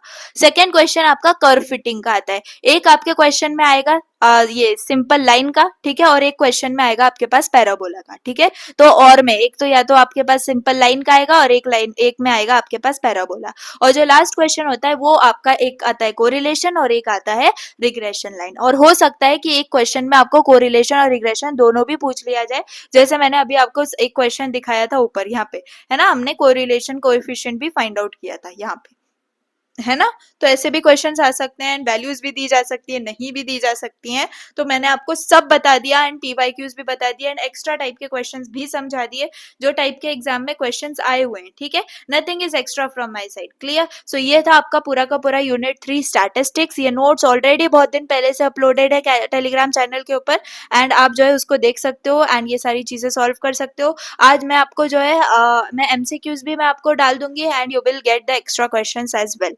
ठीक है, तो अगर आपने अभी तक ज्वाइन नहीं किया है तो इट इज माय रिकमेंडेशन, ये आपको बहुत ज्यादा सेटिस्फैक्शन होगा वो टेलीग्राम चैनल जो है परचेज करके, क्योंकि everything you will get over there, each and every concept आपको क्लियर, आपको बहुत सारे PYQ solution, master solutions, everything. तो बहुत ज्यादा इजीली आपकी जो प्रिपरेशन वहां पे हो जाएगी, आपको कहीं और किसी ग्रुप में देखने की जरूरत नहीं पड़ेगी कि क्या है। ठीक है, एग्जाम के डे पे भी you will get the help from my side very much. Okay, तो ये सारी चीजें हैं एंड आई होप आपको वीडियो पसंद आई होगी। किसी भी पॉइंट पे डाउट है तो please first try to do the things in your book. ठीक है, M3 का प्लीज ये लेक्चर जो है ना ऐसे ही बैठ के ऐसे या पीपीएल की तरह देखना मत, प्लीज प्लीज बुक लेके and try to solve and get the correct answer as I am showing you. अगर कोई आंसर गलत है तो please tell me in the comment section, I will be more than happy कि yes somebody is doing and correcting me. ठीक है, लेकिन most of the जो है सब करेक्ट है, मैंने चेक करे हुए क्वेश्चन के आंसर्स हैं, तो try to first bring those answers. अगर नहीं आ रहे हैं एंड यू आर थिंकिंग कि yes this is correct and this is wrong, तो you can put in the comment section ताकि और लोगों को भी पता चल जाए। And that's all, I hope आपको सारे स्टेप्स भी क्लियरली समझ में आ गए हैं एंड यस वीडियो पसंद आई हो तो प्लीज प्लीज लाइक कर देना, चैनल पर नहीं तो सब्सक्राइब कर देना। Thanks for watching, bye.